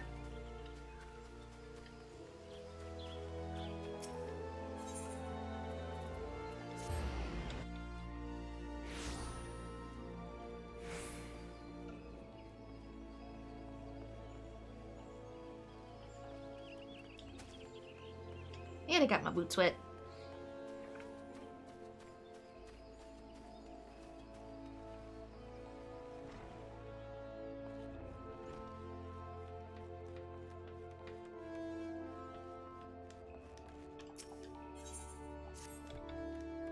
Ah, my thoughts have returned to you lately. I trust you have honed your skills further since we last met. If that is the case, I have a request. Mayhap you have made the iron lances before for your customers? However, you have not made them for me. As you doubtless know, my standards differ from those of others. Iron Lance's design is one of elegance and simplicity, and I would see you demonstrate your understanding of those qualities through your work. This I ask of all my charges. The Iron Lance is a marriage of elm, iron, and leather. As you are doubtless aware, the requisite elm lumber and circles of leather are readily available within the city. Iron ingots, however, are much rarer, as they are forged by smiths of Limsa Lominsa. Procuring them would prove far more problematic. You must steel yourself for a long and arduous journey. The wilderness is infested with unspeakable horrors, and the roads are watched by the bandit hordes. Ah, but I jest. While such arduous character-building trials may have been possible once upon a time, they are, alas, simply unfeasible now. You need only browse the market boards or enlist the aid of a blacksmithing associate to obtain you the iron you require, also known as just me. Oh, and there is but one more thing you must needs do. I would have you attach a single materia to the lance you craft. Any type will suffice. I find it hard to believe that an experienced adventurer like yourself could be unfamiliar with the substance, but on the off chance that you are, I suggest you seek out a goblin fellow in central Thanalan. There is no one more knowledgeable on the subject, or so I have heard. When you are in possession of all the necessary materials, I bid you craft me a single materia-enhanced iron lance. Can probably do that right now. Question is... You...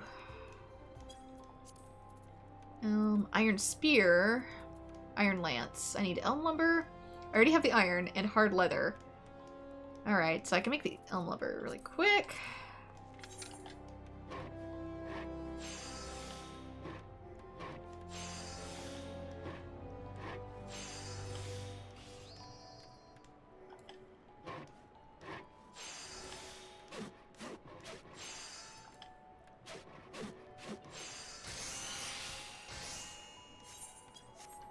Next is a little bit of hard leather.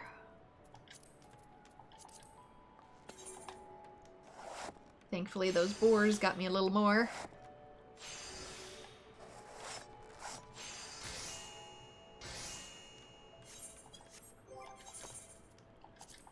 Back to Carpenter.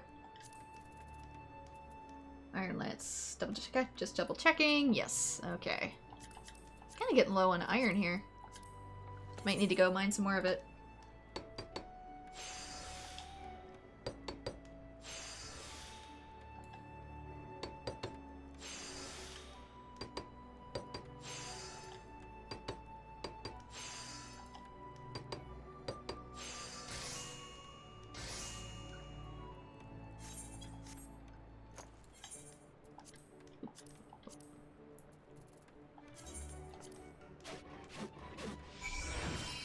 How I saw it into it, I don't want to know.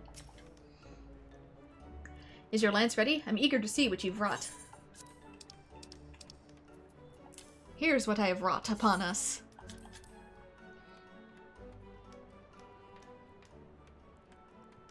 You do not disappoint. Your lance exceeds my expectations. These formidable weapons were originally intended for use by the Ishgardian cavalry and were designed with the aim of maximizing their bearer's effectiveness on the field of battle. By utilizing the speed of his mount, a lance-wielding knight could easily deliver a devastating blow that would cripple, if not outright kill. But this mode of attack placed significant strain on both the rider and his weapon. Should the latter fail, the knight would be left defenseless. Needless to say, the Iron Lance proved to be anything but prone to failure, eventually prompting Gridania's Wood Whalers to adopt it as their own. The differences between the modern Gridanian weapon and the Ishgardian original are not so substantial, amounting to little more than a smaller vamplate. Our lancers do not require the same protection as a mounted knight, you see. Fascinating, is it not, the history of our weapons carry, how they change and evolve to meet the different demands. Truly, all things possess potential for growth, weapons and armor, forests and cities, and aspiring carpenters. Remember this too.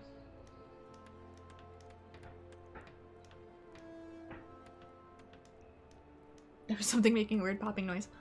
The Iron Lance is a marvelous weapon, not because it does not bend at the moment of impact, but because it does not break. To bend, yet not break, to endure, yet persevere, and finally triumph. When I gaze upon this lance, I'm reminded of the singular importance of resolve. The quality I saw in you when you first joined us, and that will serve you well in the future. Yep, that's true of metal too. You don't want metal that doesn't bend as a weapon because it's going to shatter. Whatever troubles you may face, remain resolute as an iron lance, and you will succeed.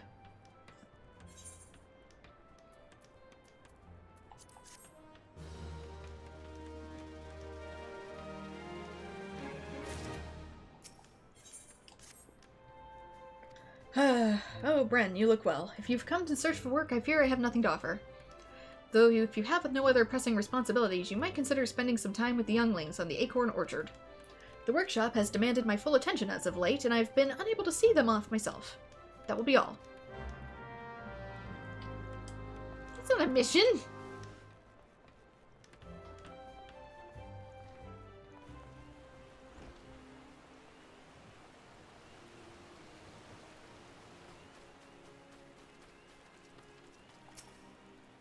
You're one of those adventurers that joined the guild. Beaton's down in the dumps, is he? No wonder he hasn't visited us in ages. I've seen him like this before. I'll bet it's because he can't think of anything new to make. He's no fun when he's like this. I prefer it when he's weaving his saw around and threatening us to tie his useless new apprentices to Figaga's gift and... Wait, I know. You're a pretty good carpenter, right? Then you can make high-quality walnut lumber. You know how he's always saying stuff like, you must know the wood, and all that? Well, I bet if we give him some really, really good wood, it'd cheer him up in no time. I know it sounds a bit strange, but he is a bit strange, isn't he? And we have to try something. I miss the old mean Beaton.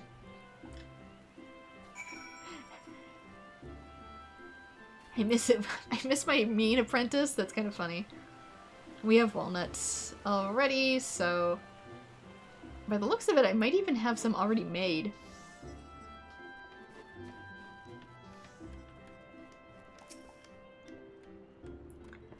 Leave me be. I must focus. What is this malaise which plagues me? I thought myself resolute as an iron lance, and yet... There it is. Yeah, I did have some made already.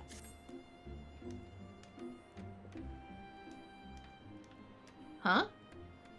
Yes, I feel it. I feel it. This high-quality walnut lumber is your handiwork, is it not? Dense, durable, and expertly finished. There's no doubting your skill. Walnut furniture was once quite popular in Old Ah. Mayhap we could revive that tradition. Or better yet, produce a sturdier base for a new vamplate design. The possibilities are endless. Thanks to you, it seems I'm now paralyzed with indecision. How you've grown, and in such a short time. You remind me of a dear friend, another soul, possessed of great passion. Though we walked different paths, we pushed each other to give nothing less than our utmost. He even helped me through those times when the inspiration failed me. I see much of him in you, and so I know I can hold you to the same high standards. Return to your work, and do not disappoint me. Yeah, this is what I have equipped on one of my other characters, though in a better color to be sure.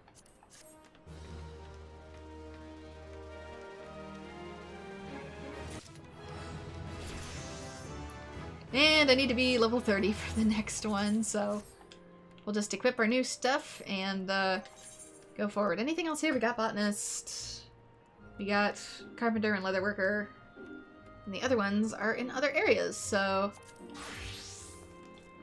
back to MSQ.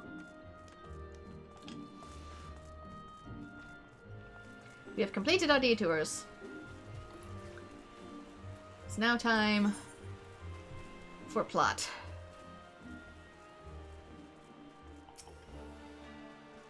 Well, if it isn't our intrepid ambassador, how fare your diplomatic efforts with the Sylph tribes? The elder's gone missing, you say? Why, if he were to end up in the hands of the tempered ones, we'd have a crisis on our hands. You can assure the Sylphs that my sharpest-eyed serpents will be on the lookout night and day. No stone must be left unturned. I would ask you to call upon Gia Molko at the Bent Branch Meadows and deliver the message that the wood whalers are needed in the search effort.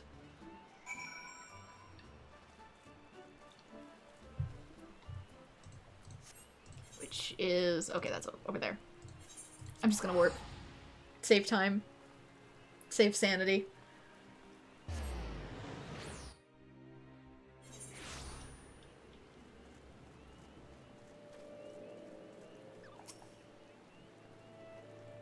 A message from Commander Helio, you say?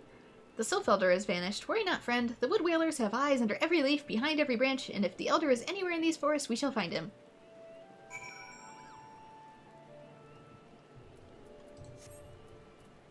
At the Druthers. Oh, I have not attuned.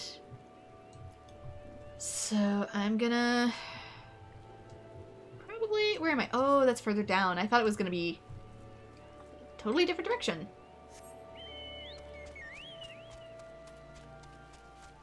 So I guess we're taking a ride in the rain.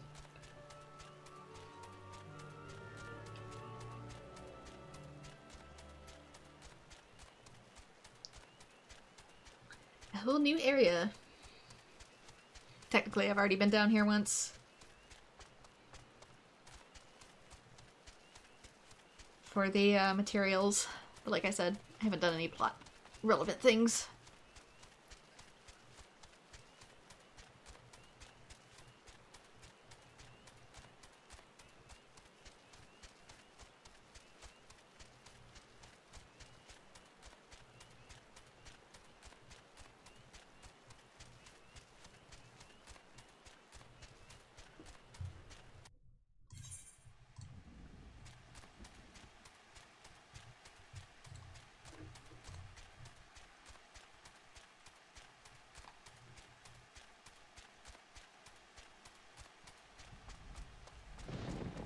Ooh, thunderstorms. Forgot there's a difference between rain and thunderstorms.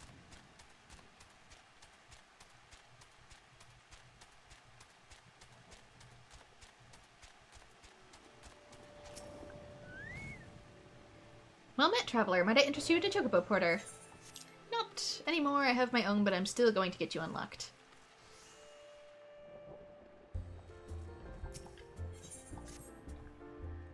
That glint in your eye. You're no stranger to violence, are you? Got a job for a hard person like you, I have. Run along to the river east of here and gut me 3 smallmouth Oberon, will ya? They've been gobbling down all the fishies what Mascaran serves us for our dinners, and we can't have that now, can we? Come back to me dirtied up with fish guts and I'll see you treated to a proper Druthers regular. Bring me fish. Well met, adventurer. We have the finest grog and grubba in this side of... Huh? Not here to fill your belly, then. Ah, hunger for news, is it? Aye, there's been a talk of Sylphs lurking in the hereabouts, but I can't really say that it'd be the Elder you seek. Those woodland scamps all look alike. Short of painting one red and another one blue, most folks would struggle to tell the two of them apart. If you have the time, mayhap you could stay a while and see what the gods have in store. You never know, you might even stumble across a Sylph Elder yourself.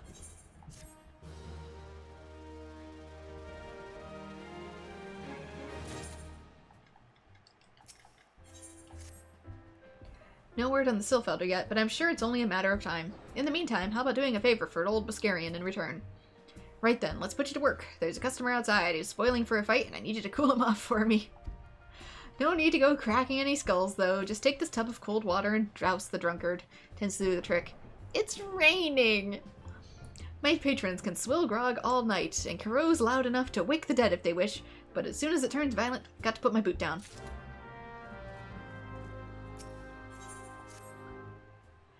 You look to be a doughy sort. Excuse you, I am literally a tank. Perhaps I could trouble you with the task? Recently I shared a flagon with a merchant from Ul'dah who regaled me with the tales of danger from the road. Worst of all, as she had it, was the ferocious beast that nigh gored her within an ilm of her life just when she thought she'd reached the forest's safe embraces. What manner of beast, you say? You'll not believe this, but it was an antelope. Yes, I doubted my own ears when I heard the tale. But what seems the most ill-tempered strain of beast roams the land south of the Druthers of late. You might recognize them by the scars they bear from frenzied battles with man and fellow beast alike. One last thing, I would give you this freshly made bowl of sparhawk egg soup to aid in your battle. You may chuckle, but the species contained within are known to sap the energy of those plant-eating beasts.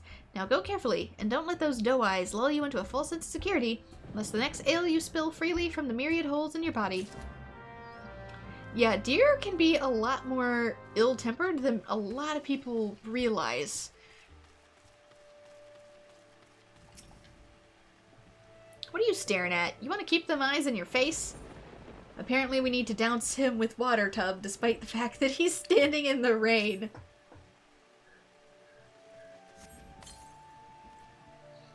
Ugh. Nofika's teeth, that's cold. What do you mean no fighting? This Duskwhite scum was... Yeah, I know the rule. The bastard gets to keep his skin, for now. Are you okay? Thanks for stepping in there, friend. Not that I couldn't handle myself against the bleating milksop like the bloke. I don't want to cause no trouble for Buscarian. You know, having to mop up blood and bits of teeth and the like.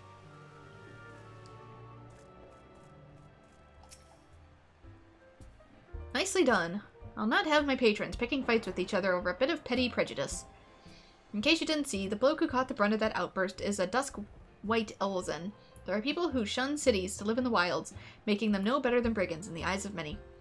To be fair, the Duskwhites can be an unruly lot, but they ain't so bad once you get to know them, and it doesn't seem right to bar a whole race of people from the Druthers for the misdeeds of a few. You should see what the dark-skilled aura like myself are like then. There should be at least one place where anyone willing to pay the coin and drink in peace is welcome, don't you think? Is that an egg? Here's an egg for these trying times.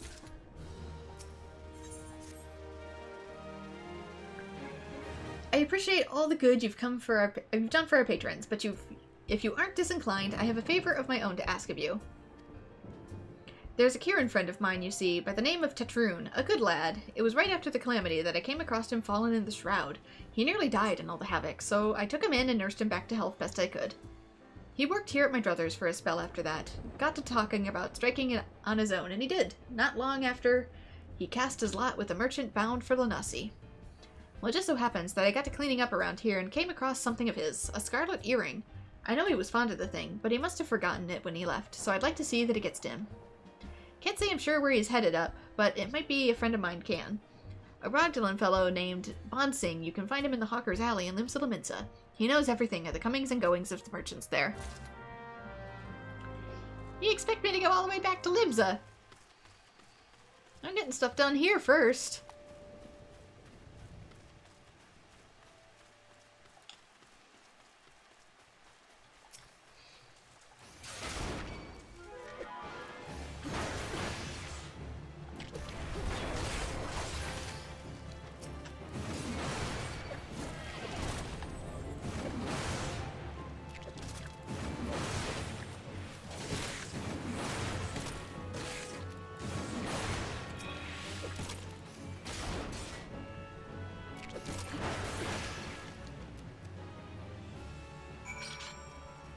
One down.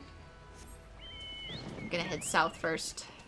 Just because there's more stuff to do.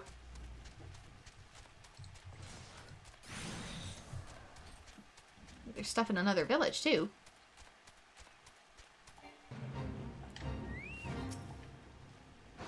I'm sorry, but I must insist that you... Oh, an adventurer, and a rather seasoned-looking one besides. On the off chance you're not simply here to gawp, perhaps you can lend us a hand. You see, despite the fervent protestations of the Duskwights over there, we cannot permit civilians within the ruins at this time. Capable men and women alike, on the other hand, are more than welcome, that is, if you've got the stones for it. Pray seek out the others stationed in the quarry mill. They can appraise you of the details. Yeah, this must not be on my quest area, simply because it's too far down in the journal. So,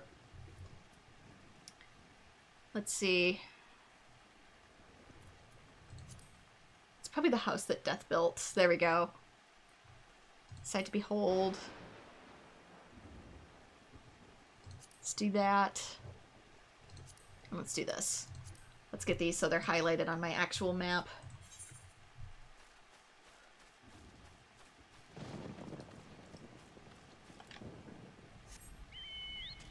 Since only so many can be shown at a time. And if they're below stuff in other areas, you will encounter problems. Alright, there's the antelope in question. I could totally take it by myself. I don't want it getting too far away, so let's go to inventory. Hurry before it gets too far. Soup! Throw the soup!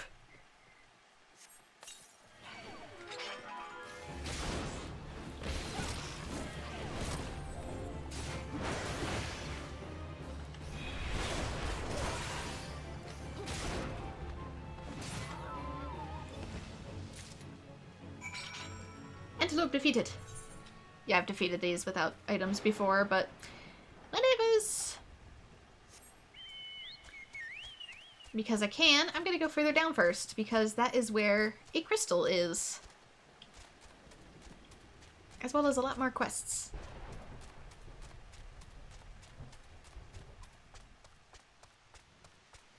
And the more of these I do, the more likely I am to level up, which in turn gets me to do the things that I'm actually trying to accomplish.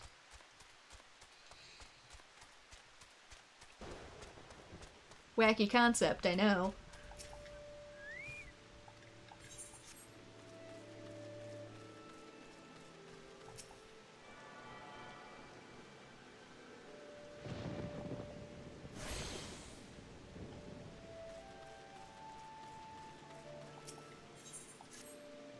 This unmistakable smell of chocobo clings to you, adventurer. Would I be correct in assuming that you have your own trusty steed? Aye, I thought so. Now tell me, is your bird battle-trained? If not, you may consider taking the advice of Nukalat over at the Bent Branch Meadows. The Ashgardia native is something of a prodigy in all matters concerning our fine feathered friends. He should be able to help you attain greater affinity with your bird. Oh yeah, so that's getting your chocobo to fight alongside you. Looking for a spot of work? Then you've come to the right place. I'm Mirthlin, a representative of the Adventurers Guild. As the leave mate stationed here in Camp Tranquil, which is anything but, I'm responsible for assigning the various tasks that come from the belligered locals. Quite a number of these tasks can entail a significant degree of danger, however. If I'm to set you loose on my leaves with a clear conscience, I must first be convinced of your capacity to surmount the challenges you're likely to encounter. How about we start you off with a leave of my choosing and see how you get on? Let's try this one, shall we? Where the fur's at. Handling of any poachers who may attempt to protect it. Retrieve contraband. That one seems to just be killing a bunch of stuff, so I can probably handle it just fine. Excellent. Pray be aware that whilst you're retrieving the furs, you may encounter the poachers themselves. I suggest you arm yourself for battle. Good fortune to you, adventurer, and I hope to receive word of your success in the near future.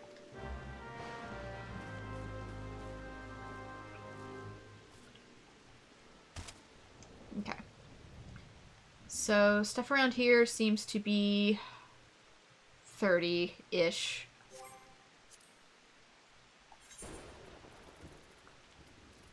East Shroud, Eastern Lassie, nope.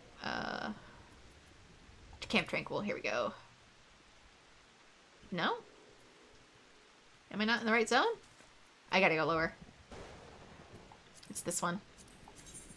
I don't know why they list it twice. Difficulty level recommended 4 compared to 30, so it'd be a level 34 quest. I might actually lower that a little bit.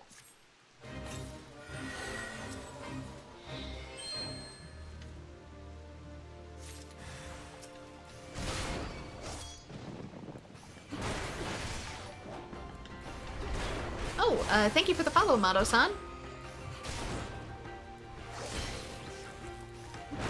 We are doing mostly a main story quest of Final Fantasy XIV and undertaking some side quests at the moment to better level ourselves up. Let's see, it's gonna be over here. Look for the green circles.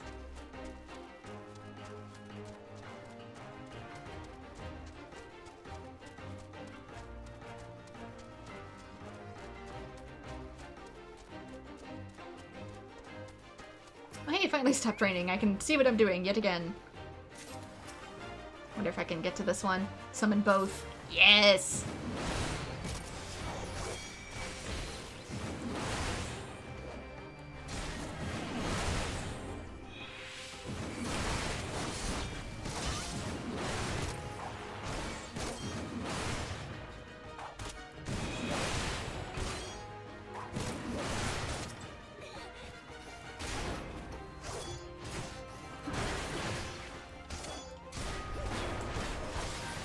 Say. Just gonna die before you can get that off, even. Okay, next two are up here. They should be the last ones. Quick and easy guild leave, unlike the escort missions. I forgot stuff here can actually still see me.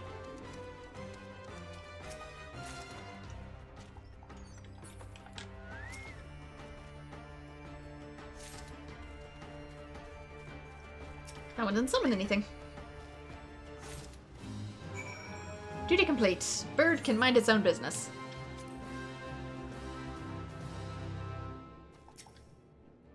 Bravo! I had a feeling you would do well from the moment we met, and though this was but my first trial, you earned a reward nonetheless. I must say, I was rather impressed with your results. I see no reason not to grant you access to the greater range of leave quests that I'll never use. Your most difficult task is now choosing what to attempt next.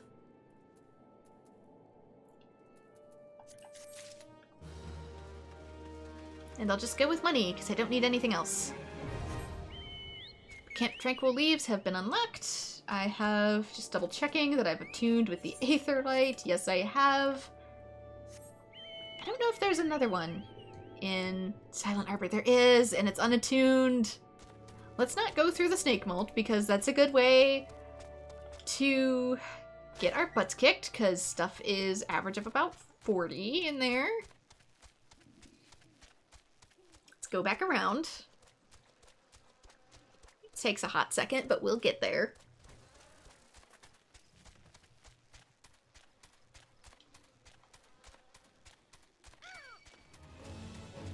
It's so weird having enemies that can see me again.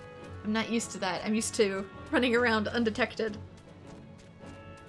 Yeah, because our next main story quest is going to be over in Limsa, but I'm going to get these done first. If it's glowing, I'm going to it. Because that's how we do things around here.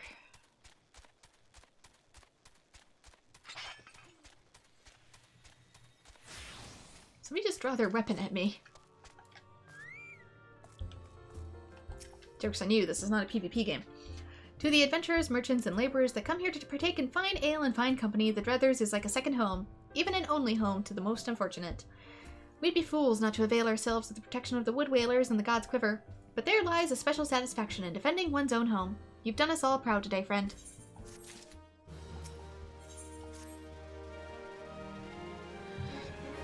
This tavern is sheltered by the shroud, imparting a sense of peace and tranquility to all within.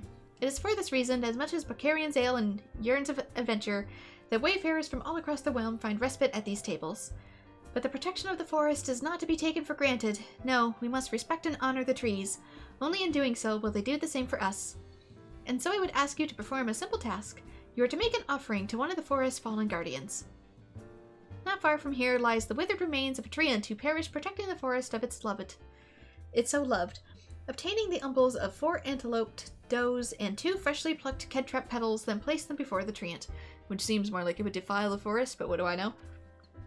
After the offering has been made, kneel and bow your head in deference. I can promise you that when you arise, you will do so with a newfound understanding of the significance of my words. Something's gonna beat my ass, isn't it? Take care of them Ouroboros, did ya? Reckon I'd be tucking into a bowl of river trout before long then. Or a nice bit of pike, perhaps. Old Buscarin, you know, he's always done right by me, no matter what I might have gotten up to back in the day, so I don't take kindly to them as would make trouble for him, even if they're fish. You seem like a trustworthy sort, and I can see you've got some skills from your work as adventurer. Let's see you put him to work for the old man, huh? It's worse, so I guess we'll still go with the coin.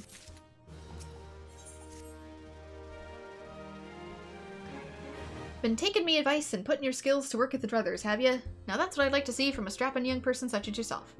Well, tighten your bootstraps because I've got another job for you. Was drowning a pint of Buscarin's finest the other day when I heard that the Kirin are hoarding stashes of poison around these parts. Can't say for sure what they're up to, but it can't be nothing good. Let's say you take these fire pots here and go blow up the whole bleeding lot. Alright, using items on areas. Oh, this is slightly different. Some key items are used on areas rather than a single target. First, press the back button to access the duty list. Upon selecting the item and pressing A glowing radiance will appear on the ground that can be moved freely to the desired position before executing. We'll just see when we get there. How about that?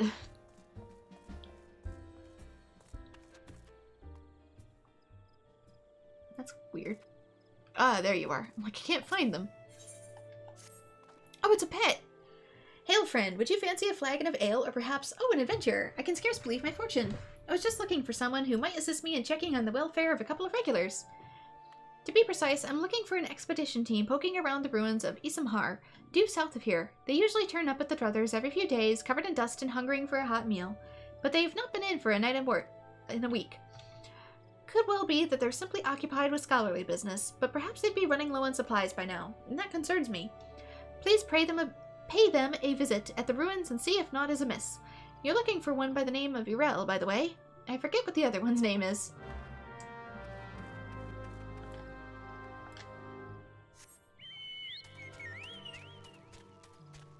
Yeah, this one gets us a pet bug.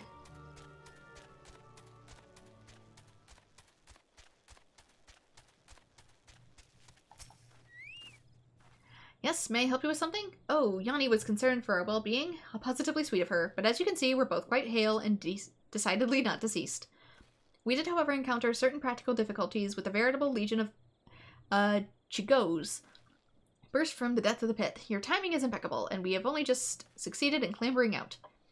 In fact, since you're here, perhaps you might prevent a similar situation by slaughtering a number of the pests, say 5 or so. That should be sufficient to frighten the rest of the brood back into the shadows below. Ah, you're an adventurer, are you not? Tell me, have you any experience in the field of relic hunting? Depends on the game. I am currently attempting to catalog all of the artifacts in the area, you see, but I am finding the task rather more time-consuming than I had initially anticipated. I am all but convinced that we stand in what was once Gilmore's residential district. Alas, I've yet to recover a sufficiency of domestic objectives to confirm my theory. Should you happen upon any such items while wandering the area, I would be most grateful if you'd bring them to me.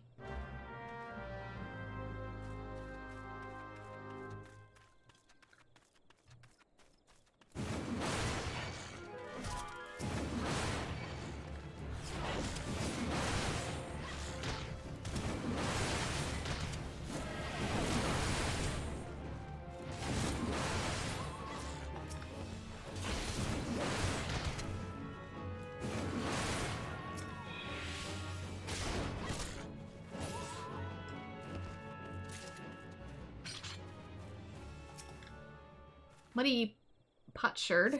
Sherd? Potsherd. Shouldn't be shard. Strange shadow. Ah, the bugs.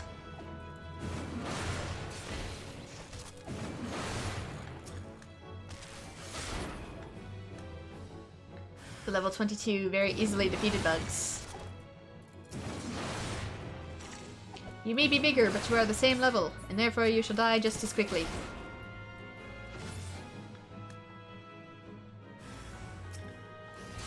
Even bigger, same level.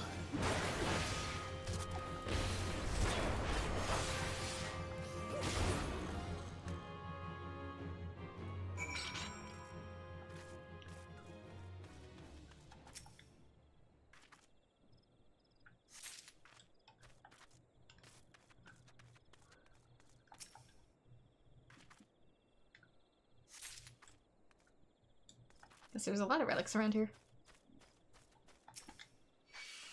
Oh, dang it.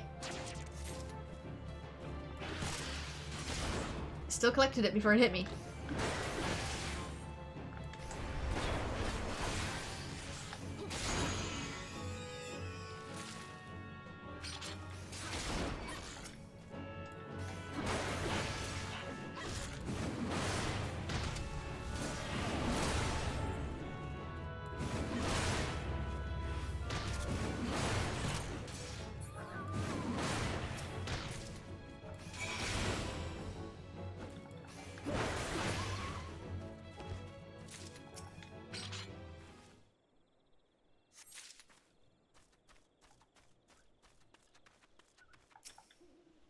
Please do not step on this, sir. Thank you. And one more. I see it back there. It evaded my vision. It's not, oh, I guess there's one more somewhere. I do not see the glittery sparkles. Oh my, that was marvelous work, adventurer. Many thanks. The 10-minute timer is up. No problem on the... oh, thank you again for the follow. That was marvelous work, adventurer. Many thanks. Perhaps now we might return to our research in relative peace. Huh? Oh, the ruins you can see down in the part of the ancient subterranean city known as Gamora. Yeah, unfortunately, sometimes I get spammed by bots, so... had to be a follower for 10 minutes before I could chat. Yeah, sorry about that. It's because I occasionally get raided by bots that go crazy, so it has to have a timer. Otherwise, the bots will literally still sit and chat for like 5+ minutes, so... gotta do what you gotta do. For Duskwight Elizans such as ourselves, represents a valuable and unexpected opportunity to learn more about the settlement where our ancestors once dwelt. Did you dwell underground? Yet, as fascinating as the ruins are, I do believe that I've had my fill of the inside of that hole for the time being. At any rate, you can assure Yanni that the two of us, particularly my brother, are quite well, and will soon be along to partake of Buscarian's finest meat and mead. Let's see if I can find the other glittery sparkly. I don't see it. There's more kelps over here. We can multitask.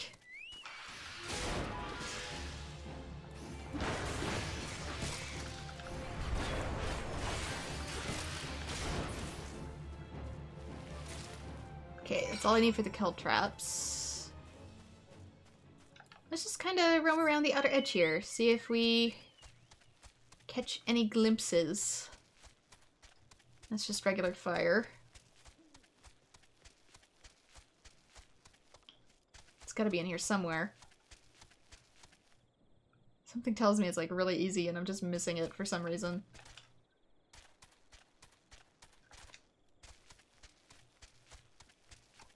There should be just... ooh, there it is! I see it! Nope, you can mind your business, plant.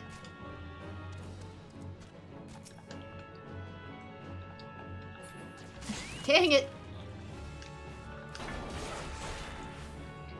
Fine, you want to be that way? Prepare to become a salad.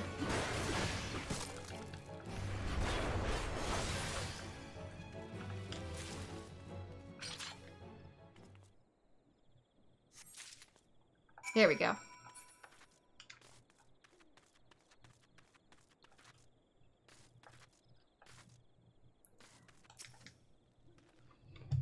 Back so soon? Are you quite certain you exercised the appropriate amount of care and delicacy in your search? These artifacts are hundreds of years old. Oh, never mind. Just showing me what you found.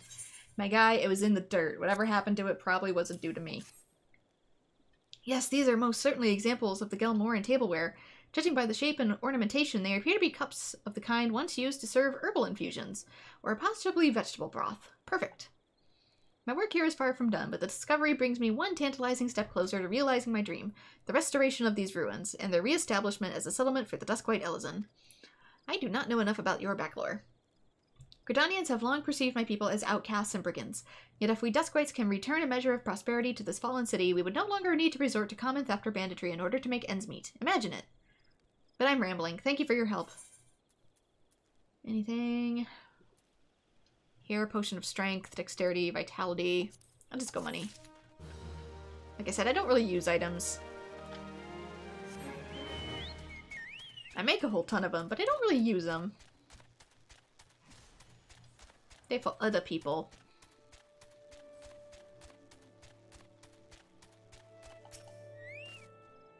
Thank you, friend. Buscarin might come off as a rough hewn to strangers, but I tell you, he'd be right devastated were anything to happen to one of his regulars. What's that? Irel assures me that his brother is fine as well? Why, I have not the slightest idea of whom she speaks, nor why that would concern me.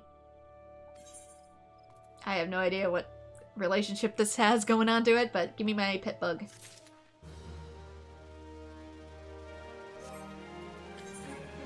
So let's see, let's go into inventory, let's sort. It should probably be in the back, yeah. Select use. You can now starve the larva minion. So if I go into actions and traits, or main commands, it should be main commands, minion guide, there we go. Right click it. I can now summon a little pet bug. He is tiny and he has empty head, but he is mine. Let's put him away for now. But there you go. That's how you get a pet bug. Where to next? Let's go over to the next crystal. Get that unlocked.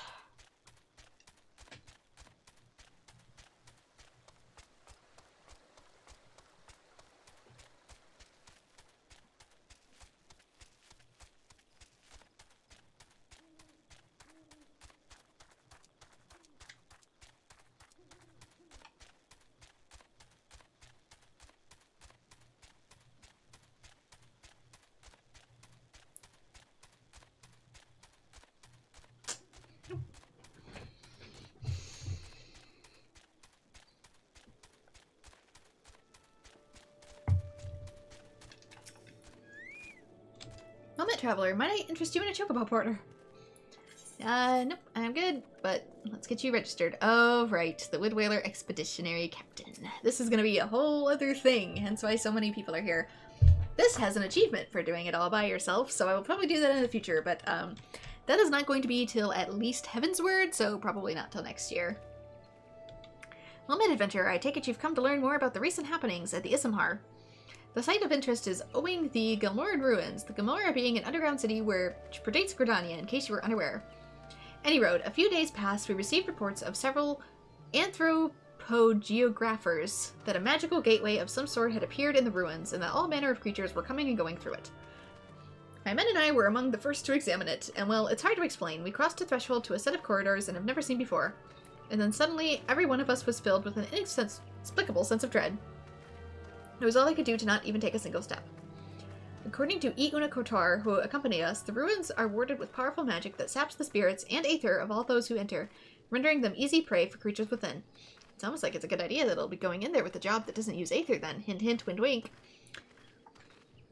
Thankfully, we managed to devise a solution, aetherpool arms and armor, which safeguard and channel the wielder's energies as though they might withstand the ruins' magics. Unfortunately, it does little to prevent us from losing our way, though it beggars belief every time we've dared to venture into the ruins we have found our path to be changed. We suspect this too may be the work of an unfathomably powerful mage. So basically, it's RNG. Once you go in, it's a roguelike minigame. Needless to say, something strange is afoot, and traditional tactics are not likely to suffice. Even experienced adventurers will need to proceed with caution. In any event, if you believe you have what it takes to brave the ruins and discover what secrets lie in the deepest depths, you need to say the word.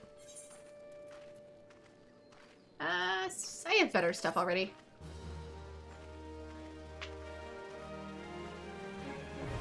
So the Palace of the Dead is now accessible.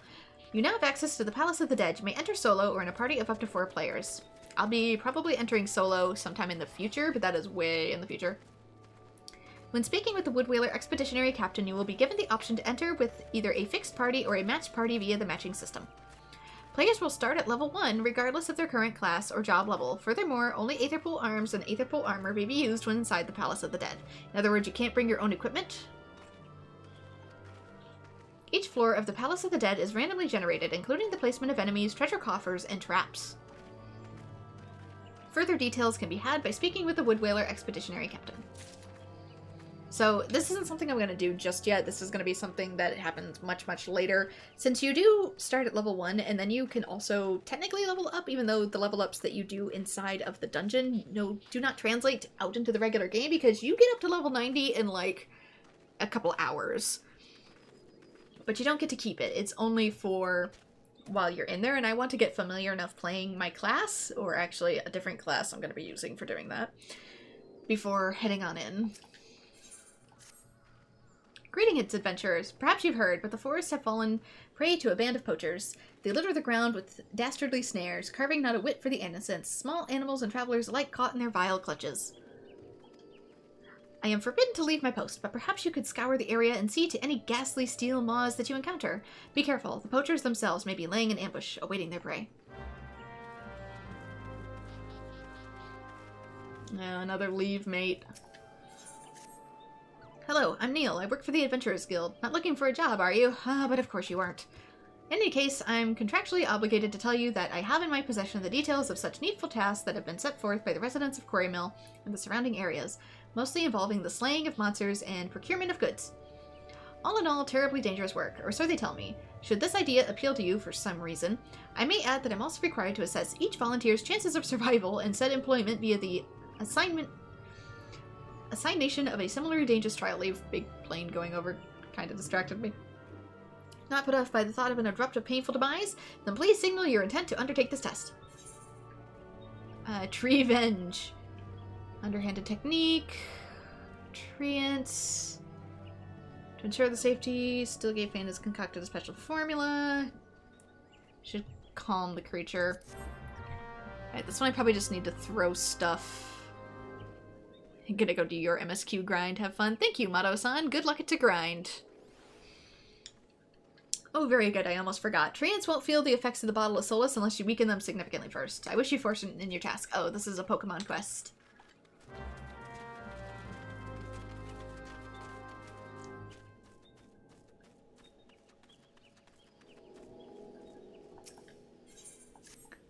Mayhap you've heard the tales, but the place is called the Red Belly Hive wasn't always wretched with nest of scum and villainy. In the old days, it was home to a hamlet called the Bowbury, where Here and Ellison alike lived a life of peace. Here are humans, by the way. I didn't realize that at first, but here are this game's name for humans. I keep calling them Humes because that's what they were called in 11. Also 12. So, my bad. I do have Final Fantasy XI on the brain a lot of the time for terminology. That was before the calamity came and all hells broke loose. The Red Belly Whoresons moved in when the villagers fled, and they've had their run of the peace ever since. It's our hope to win the village back, but the Red Bellies are no common outlaws. They read our every malms away. That's where you come in. What say you enter the wasp nest and take the sting out of those bastards? In the days before the calamity, my grandfather was a village elder of Bowbury. We tried, gods be good, we tried, to reclaim his home, but to no avail. Passed away last year, he did. With his last breath, he spoke of a family heirloom, an axe passed down for generations. Now those Red Belly Whoresons use it to split wood, mocking us all the while. The 12 take me if I allow those bastards to besmirch grandfather's memory any longer. You'll bring it back for me, won't you? Welcome, my friend. Many of your kind come to the quarry mill seeking a respite from the hardships of adventuring. Might you care to put your troubles aside for a day and live the farmer's life? A day, she says. Old Fox in the orchard in the north has quite the harvest on his hands this year, and knowing him, he'd be much obliged to a helping hand. So many quests. Oh my god, so many quests. Yikes. I live in the Midwest. Farming isn't something that is only for a day. Have I registered with this yet? No.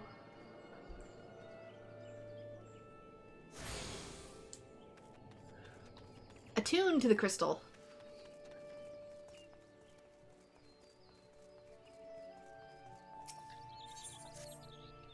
Bloody scofflaw, you'll not escape the Wood Whaler's justice. You adventurer, one of those loathsome poachers has fled to the village and hides under their noses as we speak. We are to join the search effort at once. That is an order.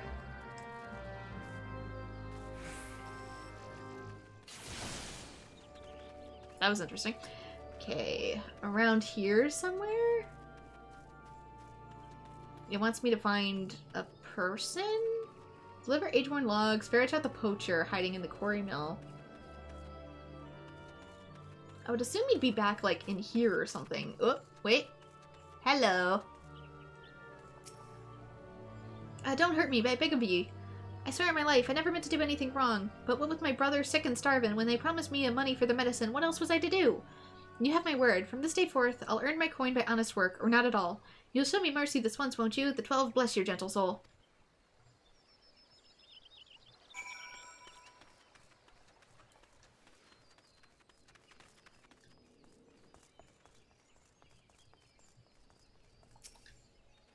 The poacher escaped? Inexcusable. I should have known better than to entrust a task to an adventurer. Those who defy the elementals will be served justice, or we shall all pay the price. You'll do well not to forget this. I mean, I've probably wrought more damage than he has, but nobody gets on my case for it. Alright, let's see. Have stuff to the north and stuff to the west. Let's head north.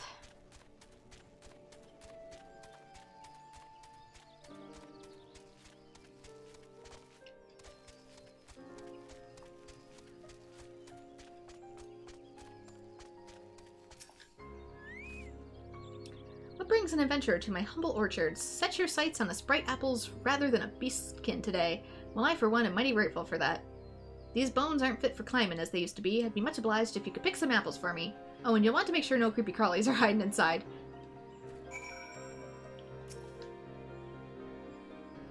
Which is to say, there's probably going to be creepy crawlies.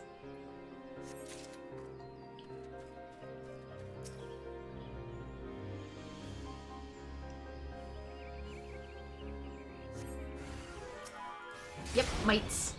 It's a big mite for the size of the apple. It's level 26, so I might get some diorite web from it. Yeah, I do. 8 diorite web. See what I mean?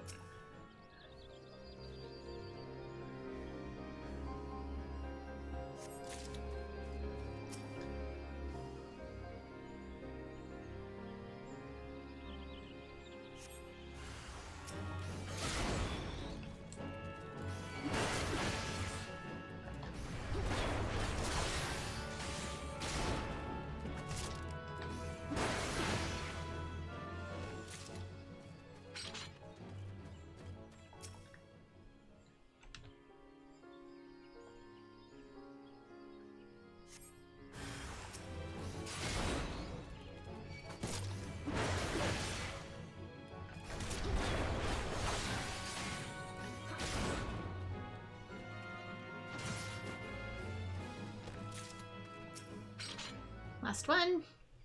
This might be a spot where we can harvest fairy apples as well.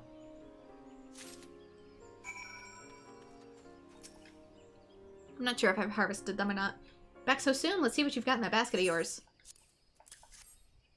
Well, I'll be. Just the sight of your harvest has my mouth watering. You've an eye for apple picking, my friend. I have a son just around your age. What say you settle down when you've had enough of your questing for glory? Apple tarts. Increases gathering, plus 6%. And that is for white mages, so I guess I'll take the pie. So yeah, you can use it to enhance your ability to gather and stuff as well, but I'm so high level with my gear, it doesn't really matter. The Orchard Keeper Fox sees you as seeks your aid in giving thanks for the harvest. Friend, feast your eyes on this. Why, I have not been blessed with a harvest of the likes for this, and well, as long as I can remember. All I've done is the pickin'. It's the guardians of the forest that brought me this bounty. I'd give thanks myself, but what with these poachers around, I'm likely to end up with an arrow through my head. Might you be kind enough to go make the offering in my stead, and on your return, bring an apple Castelliant. He's been looking gaunt as of late.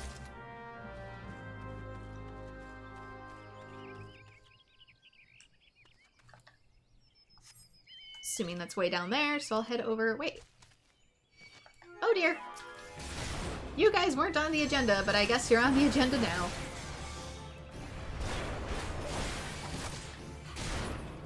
I don't see these on the marker, so I'm assuming they got pushed down by the sheer volume of quests in this area.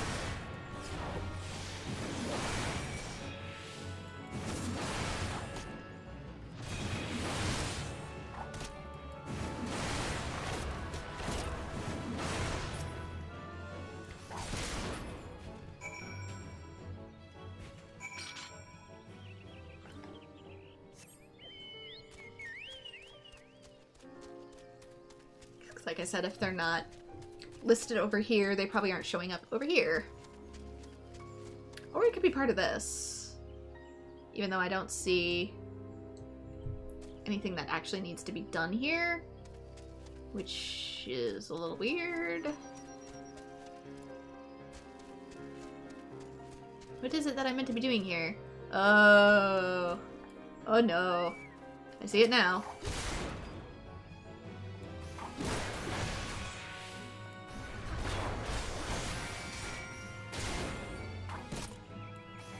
How badly do I wish to cause problems?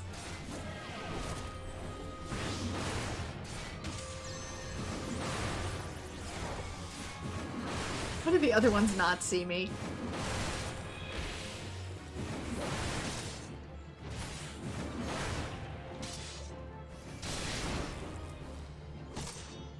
Great, now I get the influence of being stunned. Let's get the axe.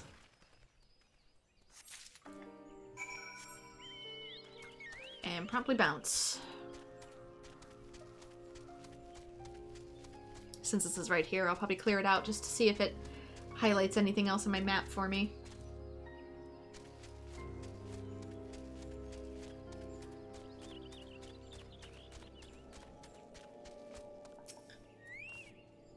You fought well for us today, friend. When Balbury is reclaimed for our people, you can take pride in knowing that you struck a vital blow. Again, I don't need any of these.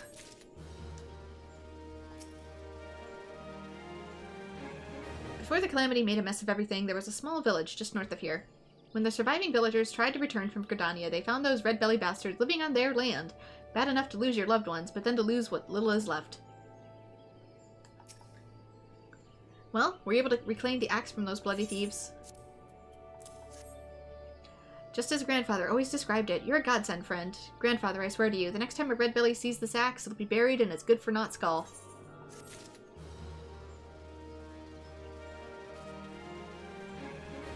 Doing these quests opens up even more quests.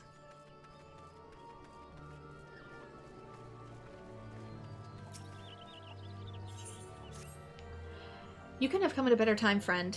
I'm in a crisis on my hands here. What manner of crisis, you ask? You see this bottle of Muntoy sauce? It's empty down to the last drop.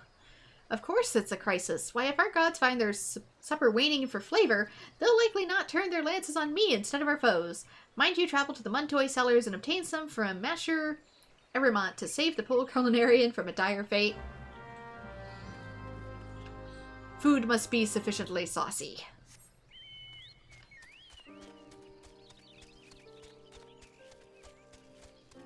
Or else.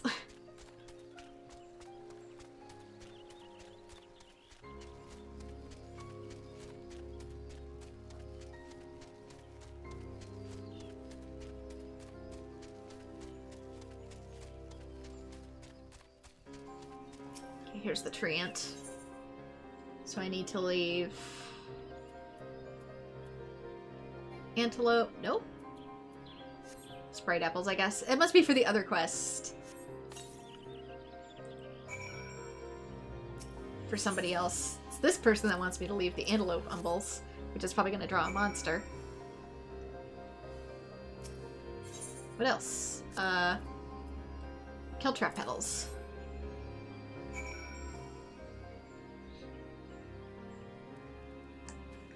Anything else? Your Withered Highness? that I need to do? The fact that something is still glowing here. Let's take a look.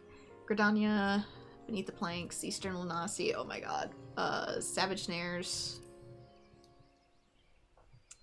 Stash Saboteur, The Trees Have Eyes. Yeah, I can only have so many listed at once. Nope. Maybe? No. Disarm the iron traps, use the fire pots. Kneel! I need to kneel in respect of the tree.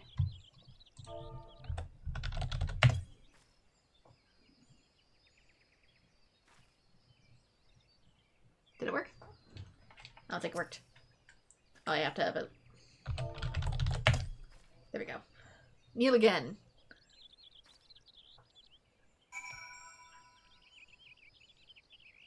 Alright, apparently that's all I needed to do for that one.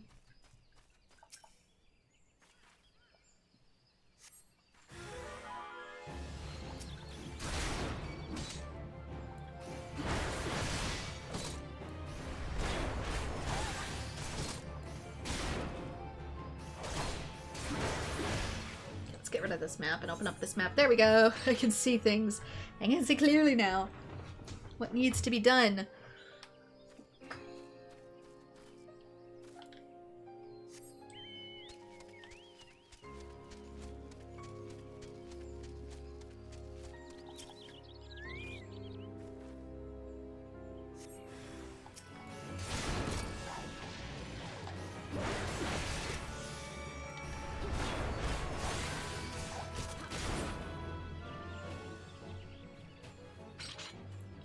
Traps.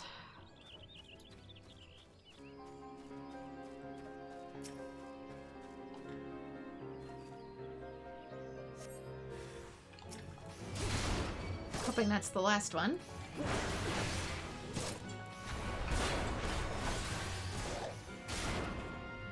Because we can only carry so many quests too, so I kind of gotta get stuff done in order to accept new stuff in the future. If I go to journal, yeah, I currently have 22 out of 30 quests accepted. It's a little bit of a tight squeeze. What brings you to the quarry mill, adventurer? May it be heard that our pact with the elementals permits hunting in the area? Do not think that gives you leave to strip the forest bare. Here's an apple. To change your mind, a sprite apple, my favorite. How did you know? From Fox, you say? The man is too kind. Why, each scrumptious sprite brings me back to days of... Oh, forgive me, friend. Do not strip the forest bare. Me, too late. You've done good work today, friend. Still, with that self-styled king of the corals running the operation, the poachers are not likely to yield easily. No, we must be more vigilant than ever.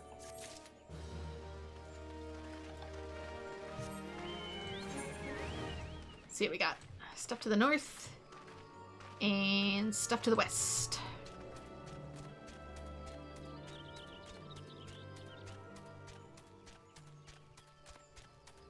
Head north.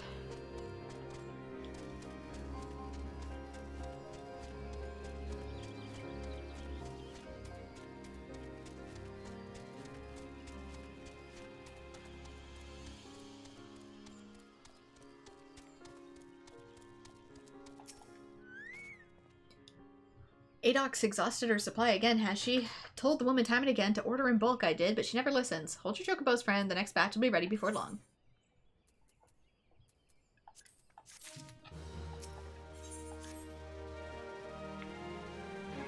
Where's your Muntoy sauce, you say? Look, friend, your Gridania wasn't built in a day. I'll tell you what, though, if you're so eager, how about you help me put the finishing touches on the last batch? You might as well learn a thing or two in the process. Here in the shelves, I keep my stock of secret spices. What gives my Muntoy sauce its distinctive punch, you ask? A perilla leaf, a dried dragon pepper, and an ounce of shroud pepper. Just toss all three in the gill fat, and Jeffrey will take care of the rest. When the sauce is done, you're free to take a bottle to Adok.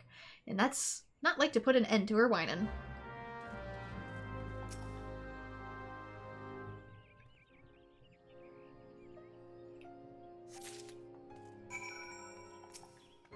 Mostly peppers. Peppers and fat. Which is a very common sauce combo. Very big multitude sauce combo. Is it inside here or is it somewhere else? Can I go through? No. Maybe it's up top. No, it's outside. Why would you have storage outside? Aren't you afraid that would get wet and rot?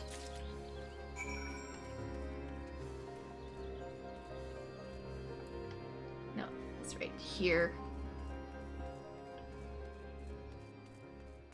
Put in the big batch of fat.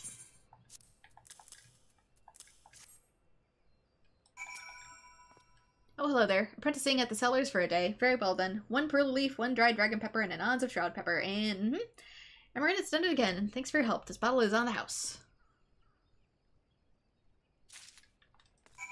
Even though these are ingredients that clearly do not grow here, and therefore it would be very expensive.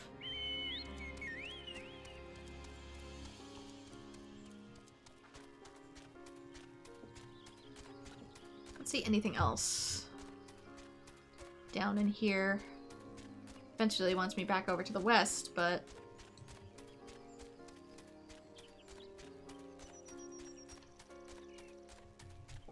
not sure about some of these other ones.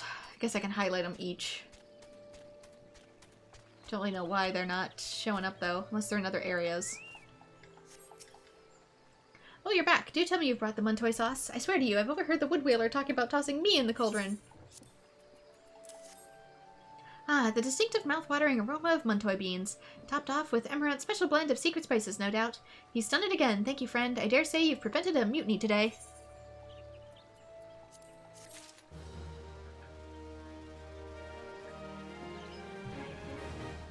Okay, to the west. Where's this one gonna be? Oh, that's gonna be back in Gridania. This is gonna be in a totally different area.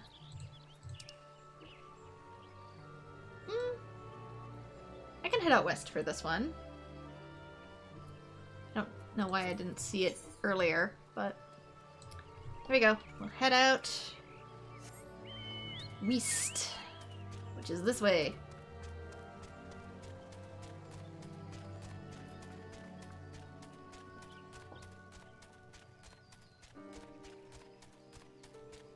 I'll probably wrap it up pretty soon after this area as well. I got done what needed to be done. On Fridays, I don't always know how long I'm gonna get. I usually need to leave closer to 4 on Fridays. Which is in 8 minutes. We've been going for almost 3 hours. So we've still got stuff accomplished, including MSQ.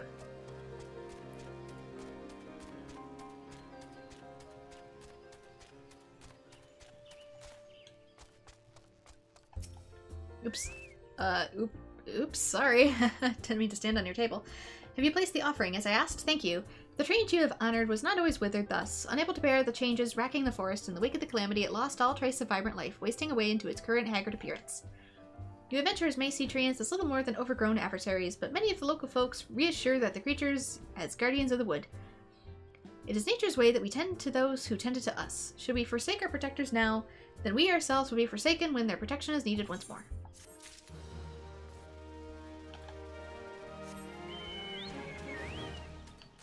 As I ride my chocobo through your taverns. So here is questionable. Can I get around both ways? It looks like there's going to be a bridge on the river, so I'm assuming yes?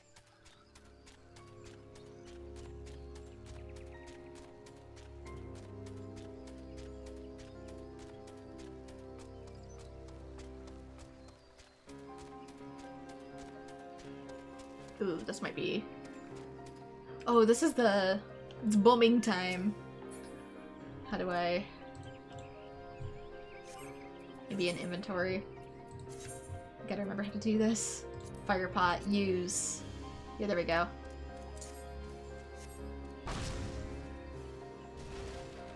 How they don't hear this happening, I have no clue. Oh, if he sees me, he's gonna get mighty pissed. Gotta be orange. Can't be purple, it's gotta be orange. Even if it looks like it's on top of it. Maybe I'm high enough level that they don't care.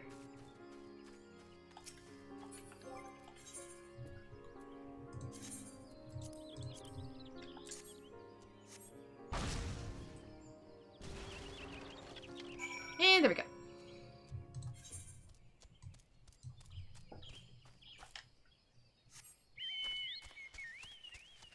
And there's like 3 villages in here. And only some of them have crystals.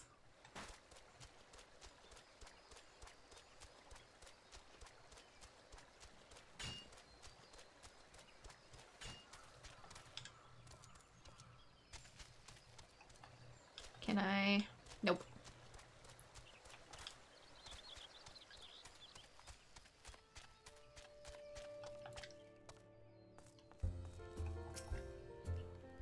The poison stashes are no more, you say. Good. Your next pint will be on me.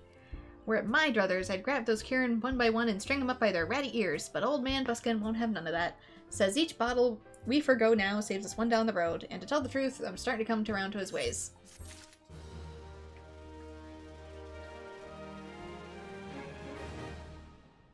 Okay, let's take a look at our journal for this area. Okay, it's finally starting to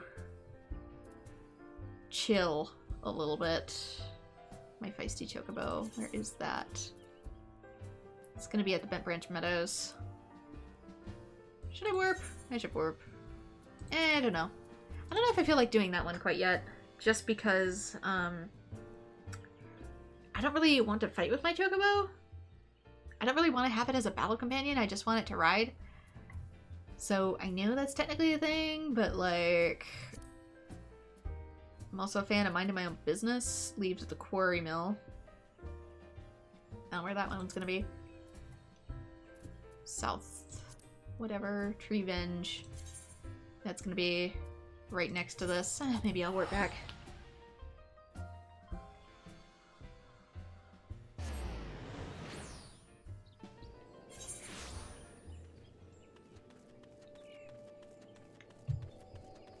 Sprinkled. It's gonna be the Pokemon one.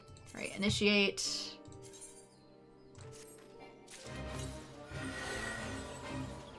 Suffer an experience penalty because I'm too strong.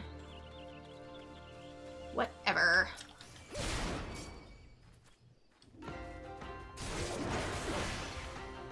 Pacify him with a bottle of something.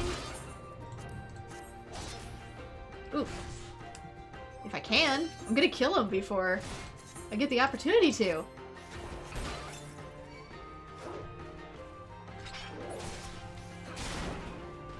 Cactus will go frenzy. Pacification is attempted too early.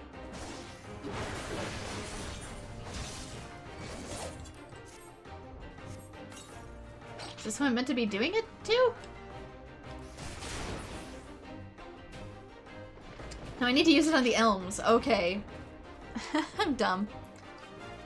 I'm throwing it on people.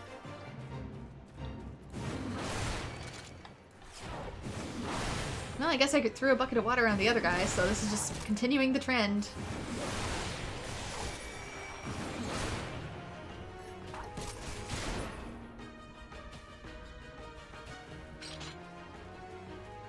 There we go, the elm. Throw it on this. Let's not do our full combo because I don't want to kill it. Let's not kill it. Okay, it's pacified. There's also a treasure coffer. Let's grab this before the quest ends. Alright. Perfect. You hold that. Hold it. Hold it. I'll take a shot to the face if it means getting it done.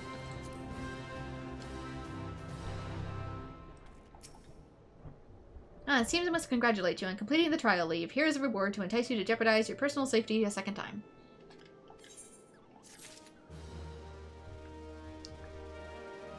Challenge log entry, just leave it to me? I don't know what that is. I'm cautiously heartened by the knowledge that you are not certain to be summarily slaughtered should you choose, for whatever reason, to undertake a leave quest at some point in the future. Oh dear, I do hope I haven't just tempted fate.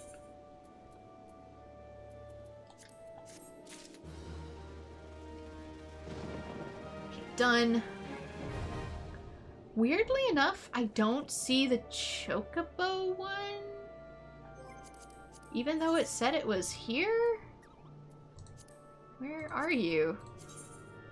Are you not here? Am I in the wrong area? No, I don't think I am in the wrong area. I'm dumb. Okay. That's fine. So, the spire. Let's return to Bent Branch.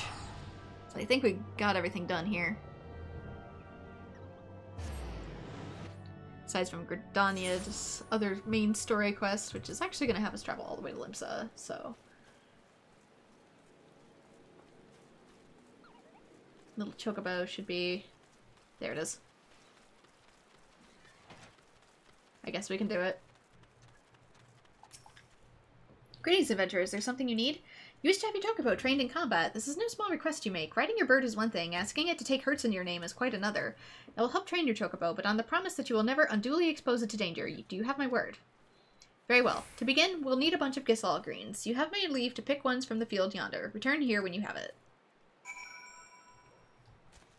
So if you're really struggling going solo, you can sort of have a little bit of a NPC partner this way.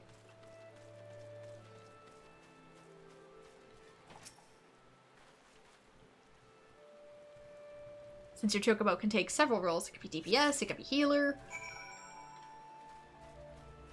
I guess I only need to pick the one.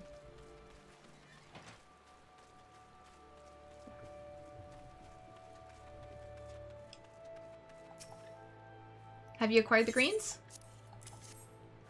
Superb, then we shall get straight to it. Doubtless you already know this, but chocobos are highly fond of Gisal greens. They love the leafy vegetables so much, in fact, that they would completely forget their fears and face a danger. Thus, by feeding your bird the greens it can prevail upon to fight beside you, and then once called, it will be up to you to direct its actions as you see fit. You will find that your chocobo innately responds to a number of general commands. Give your bird an order, and it will act accordingly and to the best of its ability. This simple yet effective methodology was developed by the Fortemps family, one of the foremost houses of Ishgard. And that concludes the lesson. Of course, if it's not enough to merely hear about practice, one must venture forth and attempt it oneself. Summon your chocobo with a bunch of Gisal greens, and together make your way to Sorrel Haven. The bruises that prowl the area ought to be a suitable challenge for you and your companion. Put down 3 of them and return here. And lastly, by way of advice, I would recommend you keep an ample supply of Gisal greens on your person at all times. Our resident vendor will be able to provide you with as much as you can carry. Companions now available. Fighting with your chocobo. In addition to riding your chocobo, you can also summon them to fight alongside you. To do so, you will first require a bunch of Gisal greens that the chocobo's favorite can be purchased in stores. To summon your chocobo, simply use the greens. Chocobos gain experience points and grow as you do in combat, but they can only fight in the same places in which they can be ridden, which... When traveling the world alone, your feathered companion may turn the tide when fighting enemies of a comparable level. So I guess he's just automatically a similar level to myself?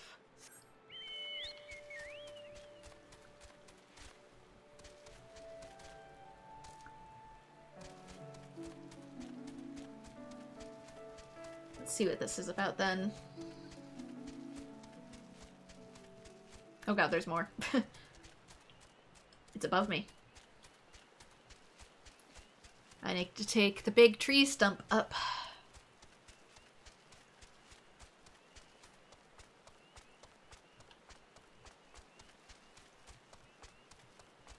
Big old natural bridge.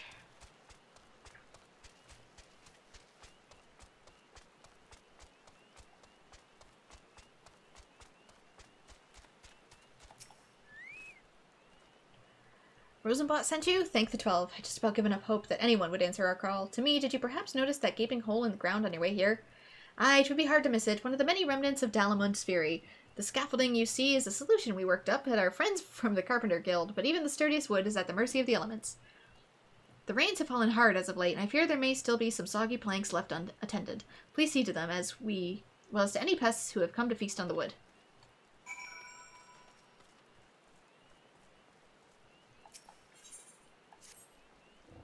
You have the honor of addressing the Marquette, realm-renowned naturalist and esteemed authoress of the new Eorzean Geographic, the single most esteemed comprehensive collection of knowledge our realm has ever seen, or ever will see.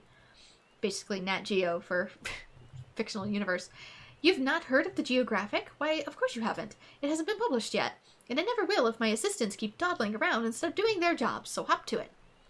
Of course I'm talking to you. Do you see anyone else here? Now, for the 7,000th time, 5 toadstool caps, and be quick with them.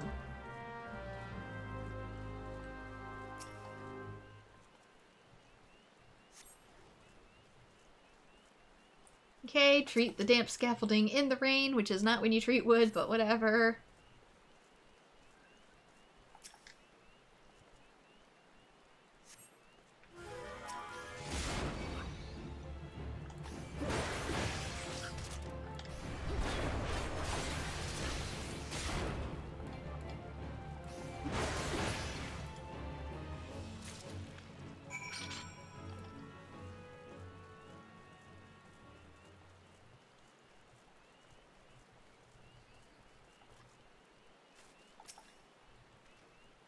You have my thanks, adventurer. A shroud here. I see.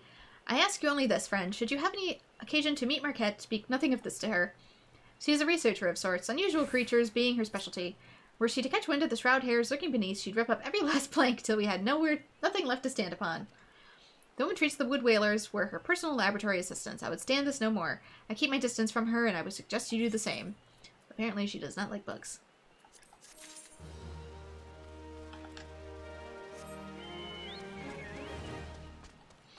It's like me with my mom. It's better to just keep things from her than bring attention sometimes, because otherwise she will rip up every plank of the house.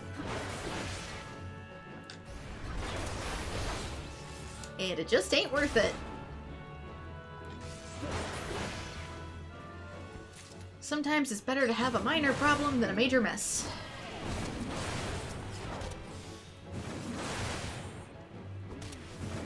Or these days I'll just fix it when she's not around, and she will know nothing of the problem nor nothing of the fix. For my damn sanity.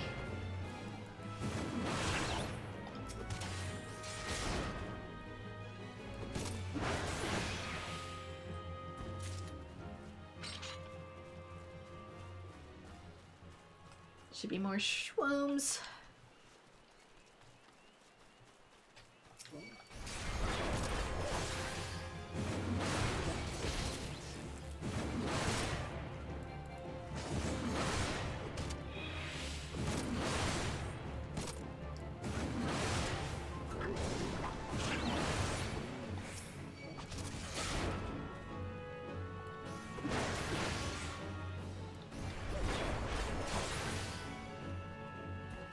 Any more? Nope.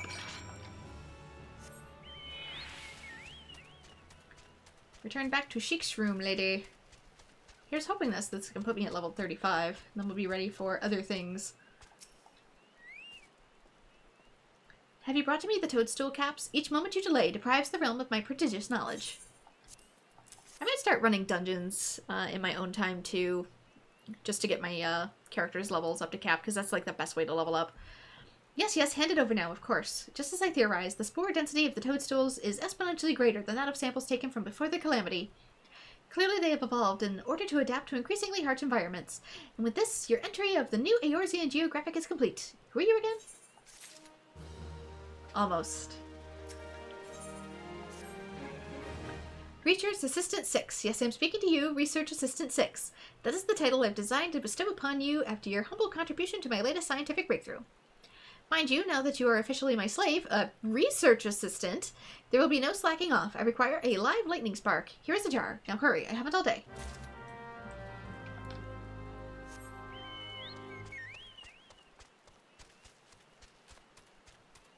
Do I need to use the thick glass jar and a weakened lightning spark? Okay. I'm gonna get this over here just so it doesn't... Maybe not, because it can range attack. Alright. Right now. In the mason jar you go! To be stared at for all eternity. The mere fact you dare interrupt me means you must have the lightning spark I require. Well, hand it over then. Ooh, aren't you a cute little one? I'll just think of all the fun I'll have with you. The next assistant who dares shirk her duties is in for quite a shock. Now where was I? Ah, yes, toadstools. If my theories are correct, sending a shock through the toadstools will trigger a sense of danger, causing them to reproduce with unheard of speed. Truly, my genius knows no bounds. Thank you for the to think of the discoveries I could make if but a single competent of assistant. You, Assistant 7, or was it 4, or whoever you are, be gone from my sight and let me concentrate at once. It's 6. If you're gonna pick a name for me, at least be consistent with it. Research Assistant 873, you're late. How many people have we roped into this? I'm conducting an experiment of the utmost importance to determine the source of the distinctive stink of a stoker's breath and require one freshly extracted stoker stomach. The stench is said to be strong enough to knock out a man, so I shall provide you with a bottle of Marquette's Breath Begone. I know not what you've been eating lately, but you may want to take a dose of it for yourself. And do not try to get killed, will you? Funeral rites for incompetent assistants are eating away at an inordinate share of my research budget these days, which means you've killed a lot of people. I swear to you, that woman is a fiend, a monster, a greater danger to this realm than all the beast tribes put together, and then some. Why, I speak of Marquette, of course. No sooner did I return with 300 hornet stingers than she requested that she sends me off to conduct a water survey at the Hopspeed Pond. In my condition, I'm likely to fall face first and drown. Oh, friend, I'm too young to die. Please say you help me, you must.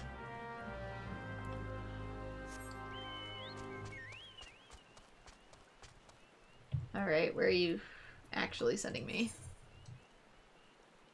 Okay, down around this way. Which apparently I can't get to like that. Just go around.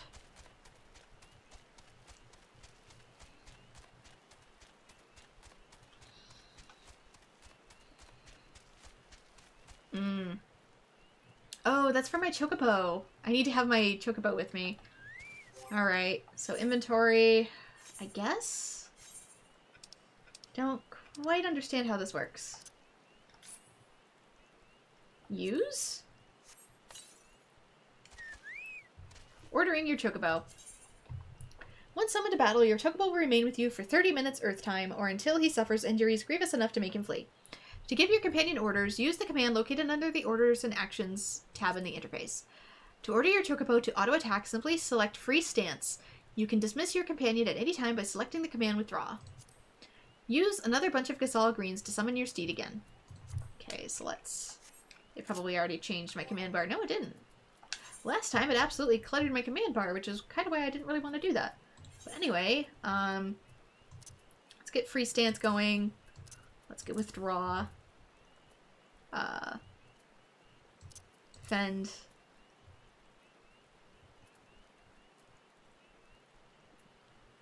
we have follow?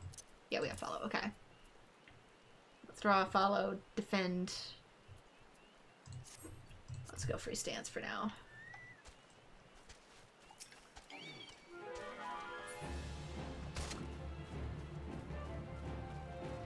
Unless that's not right. Apparently it's not. Why is it not letting me... My chocobo is out. Maybe I need attacker stance? Do I need to put all of them on just to, like... I'm confused. Summon, withdraw, mount or dismount. Why are these locked? I don't understand.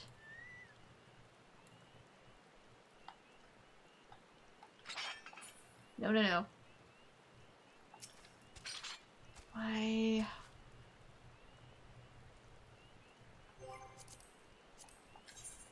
Confused how to chocobo.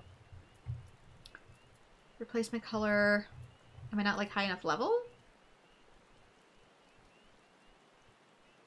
My feisty little chocobo. Dispatch Ziz with your companions. Fresh bunch of Gasol greens to the field. You have picked a fresh bunch of Gasol greens. Deliver it. But I did. I'm so confused.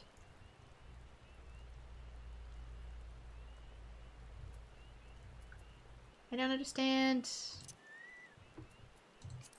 Oh, now it's open. That's so weird. Maybe it just had a bad moment.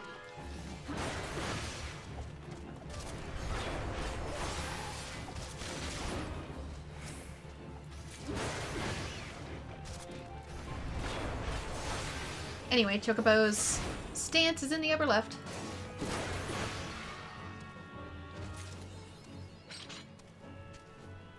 Bosom Buddies. As your Chocobo's rank increases, he will earn skill points. These points can be used to acquire new companion-specific actions and traits. There are 3 different skill trees you can choose for your Chocobo: Defender, Attacker, and Healer. When your chocobo acquires his first skill from any of these trees, he will also learn that tree stance. Probably healer. Activating the defender stance will turn your chocobo into a defensive-minded stalwart. The attacker stance will transform your chocobo into an offensive force. Finally, the healer stance will have your chocobo focus on restoring your HP rather than participating in battle. How you choose to use your chocobo skills is entirely up to you, but remember, once an action trait has been purchased, that purchase cannot be undone. Think about how you wish your chocobo to help you in battle, and use progression wisely. Okay. Well, I need to take out one more Ziz, so...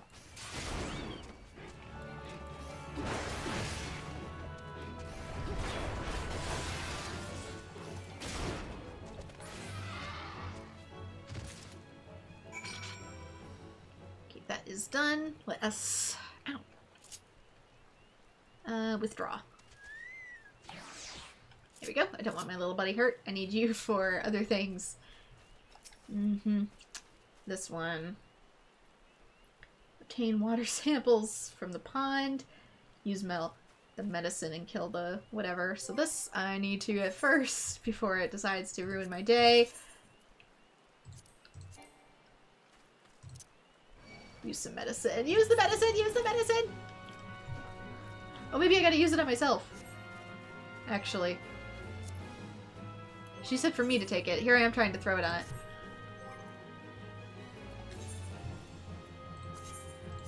Oh gosh. I'm not trying to target you, I'm trying to target myself. Invalid target. Can I have, like, a moment to myself, please? How does one target thyself?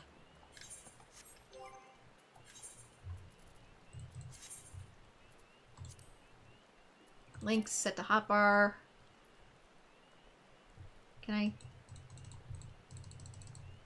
I'm so confused. Marker prohibited. Invalid target. Target is me. Okay, let's just make sure I'm completely... There we go. Canceled out of everything. I'm about ready to just set this to my hotbar. It's like not give a damn anymore. What if I do this?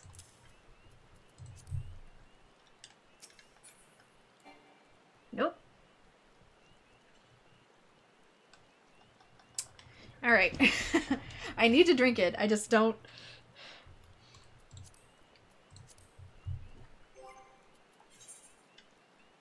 I could have sworn it was to be thrown at the Malboro, but... Mashed in a mortar and diluted in a bath of stagnant water. Doing the dirty work. Here. Journal. Where is it? Feisty Chocobo, never forget, melting materia. Here it is. Use the medicine and kill the Heliostropper. Will neutralize its foul breath. Maybe I throw it at it. Maybe I was wrong. Like, I could have sworn I was attempting to throw it at it before. Because it doesn't appear to be letting me drink it. Target on range.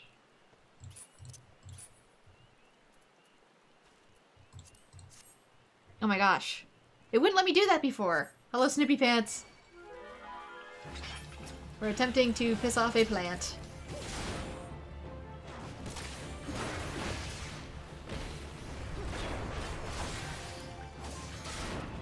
You cannot badmouth me, I will not allow it. I cancel thine action.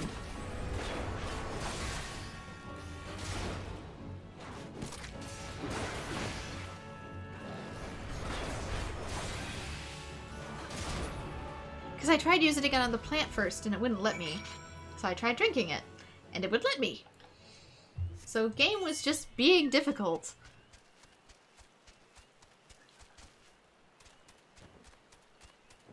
Video game go burr.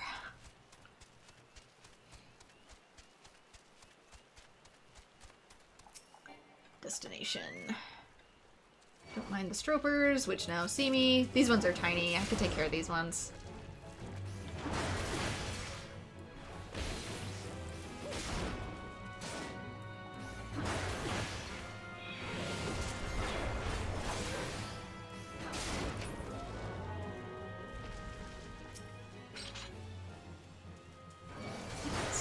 directly at where I need to go.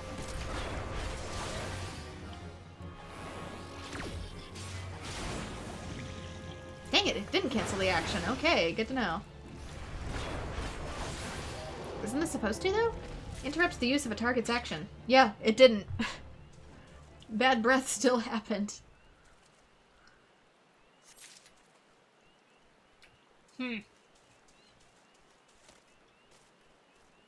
Maybe the success rate just isn't all that high. It says the cast rate is instant, though. 3 yards. Huh.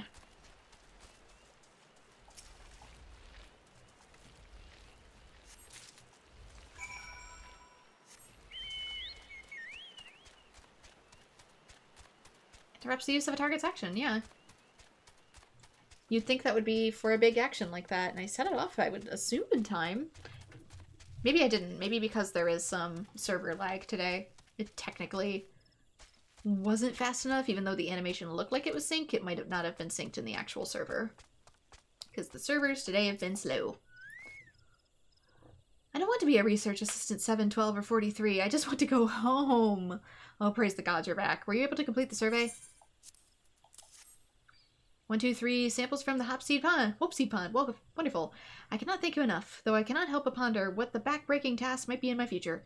Plus the wisdom teeth of a Goobboo? Procure a leaf from a tree its head? Gods only knows. Grandfather, grandmother, can you hear me up there? Your dear grandson shall be joining you all too soon. And I already have these. I made my own, so...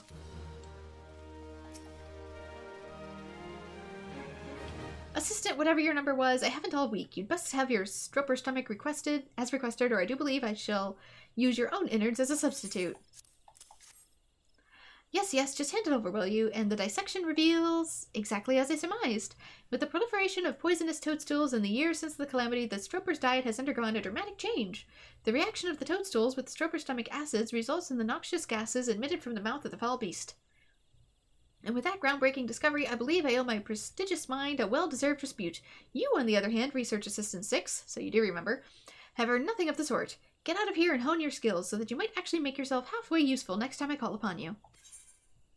Bad breath equals bad times, it sure do.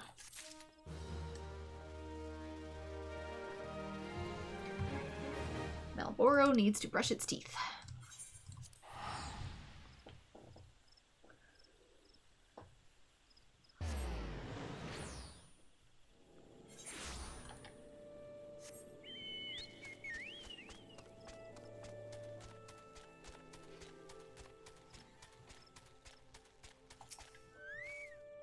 You've successfully negotiated your first few battles with your chocobo? Well done.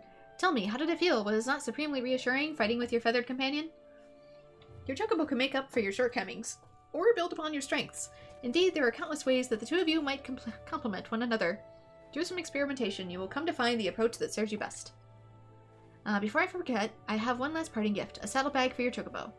Carrying Gasol Greens about can be quite cumbersome after all, and there should be sufficient room for your personal belongings should you need arise. I pray it serves you well in your travels.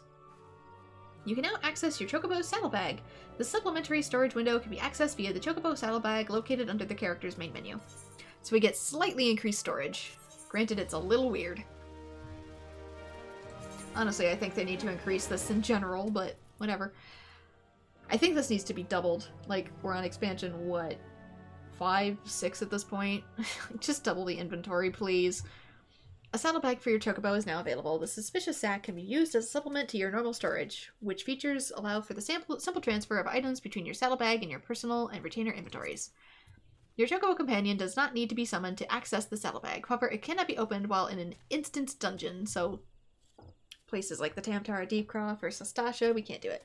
So be sure to move items required on raids to your normal inventory bag before commencing the duty. That's going to be another thing. Bird in hand.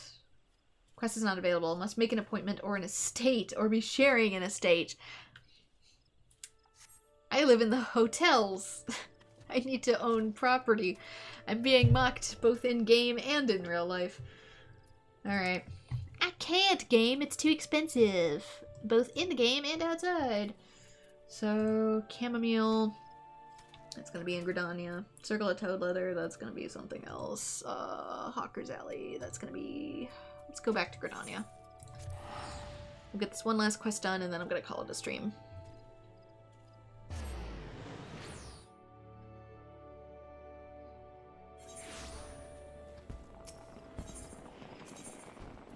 Should be in over here. No, not you. It's over to the left.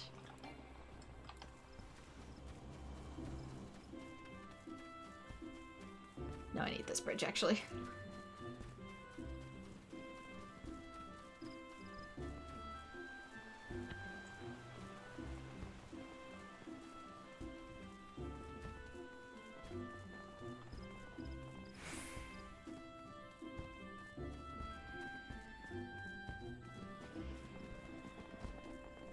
Apparently I'm delivering a log. I don't know which one this was associated with.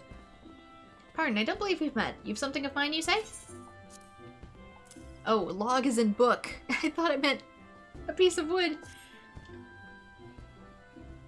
My journal! Thank the 12. In my haste to escape the clutches of that insufferable muttonmonger, I slipped my mind entirely. Might I be so bold to ask your name?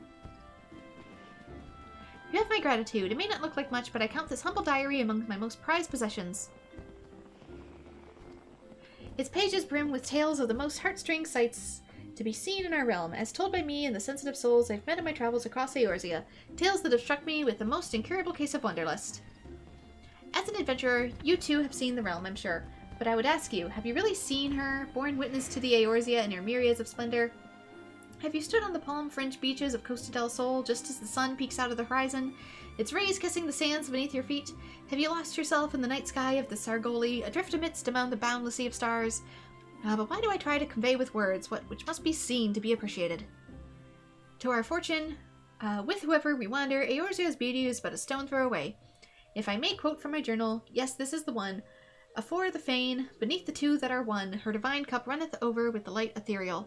Such were the conjurer's words, and I would see that she saw. I saw for myself before coming here, and I can assure you that the conjurer spoke true. Indulge me, go there and look out upon the beauty before you. I would hear your thoughts.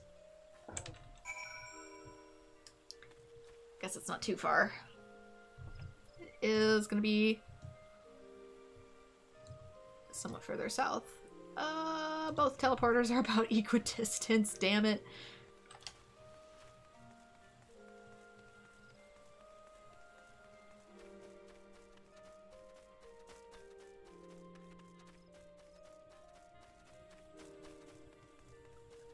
Hang a right.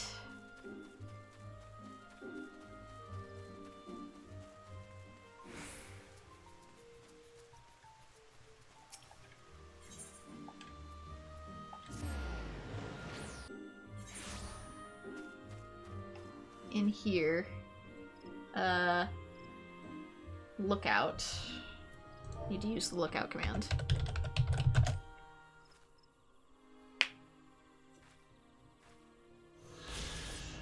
You have looked upon one of Eorzea's stirring vistas as identified by the explorer Millilith in Ironheart. Return to Apaku Falls and report your sightings. Get to go all the way back.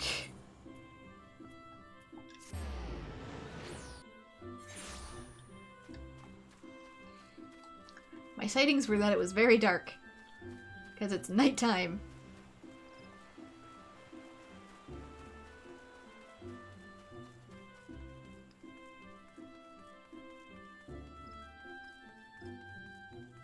Must you sit equidistance from the teleporters? You're in a very inconvenient spot, miss. Welcome back. I trust you were as moved by the sight as I was. The great stone that adorns the entrance to the Stillgate Fane is none other than the Sky Serpent's egg, cast down from the heavens by Nofika the matron so long ago. And those mammoth tree trunks, remnants no doubt of a primeval forest. Whence did they come? Why did the two great arbors grow as one? This I do not know, but what I do know is that the realm is replete with such beauty, if only we knew where to look. This is what compels me to wander. Not the promise of power, glory, or riches, but a burning desire to bear witness to all the wonders around us, as wrought by gods and by men alike. Though we have just met, the twinkle in your eye tells me we share a certain aesthetic sensitivities. It would be my pleasure to gift you with a sightseeing log of your own. In its pages you will find my record of the most stirring sights of the realm. Both these I have seen with my own eyes, and those I have, thus far, at least, only heard of in my travels. doubt your adventures shall keep you occupied, but it's not all that there's more reason to take the sights in your travel, that both body and mind might enjoy a moment respite from time to time, and who can say, perhaps you will discover glorious new vistas that should have eluded even me. With that, I wish you safe travels. When you have seen all that there is to see, pray return to me. I would like nothing more than to share impressions with a fellow sensitive soul. I have no idea what we get for actually doing this, but we will have to travel all over to do it. You now have access to the Sightseeing Log, a compendium of the most beautiful sights seen in Eorzea, as well as compiled by the explorer Millelith Ironheart. To open it, select Logs from the main menu, followed by Sightseeing Log. From the snippets of information contained within, identify and seek out locations described. Note that from certain sites may only be properly appreciated at a given time of day, or under ideal weather conditions. Perform the designated emote while looking at the sights, and the entry for the corresponding vista will be marked off. With your Sightseeing Log in hand, go forth and see Eorzea, as few have ever seen before. The Sightseeing Log is a comprehensive record of breaking landscapes and stunning vistas you've discovered across Eorzea. Vistas are often difficult to reach, some requiring sprinting or jumping, and are only recorded upon discovering the exact location noted in Millelith's impressions. This is going to be its own thing. Yay, more adventures, indeed. Time of day and weather are also important for uncovering vistas, as are the emotes you perform once you have arrived at one. Millelith's impressions will often contain hints on the hidden conditions, though you may still need all of your wits to discover some of the more obscure entries. It's okay, online guides exist. Once an entry is completed, a rough sketch and information on the location's history will be added to your log. Alright, so with that, we cleared out a lot of things. We met the Sylphs, we did a bunch of side quests, we've prepped some of the future quests that I'm going to work on, but since it's 4:30, and Fridays tend to be a tad shorter, and my back is starting to hurt, I think I'm probably going to wrap it up around here, just because I'm getting kind of tired. And we've been going for 3.5 hours, so we made decent progress. Might be back tomorrow, since I tend to get longer Saturdays. I have Saturdays off, so I might do multiple games on Saturday. I might do either more Genshin or Honkai. Honkai I know is updating pretty darn soon, so I might not be able to do Honkai, in which case I'll probably do more of Fontaine, and then go and come back for more Final Fantasy. We'll see. It all depends on how I feel, too. Sometimes I hang out with people on Saturdays as well, so it all depends. I might stream, I might not. But if I do stream on Saturdays, they tend to be a little longer.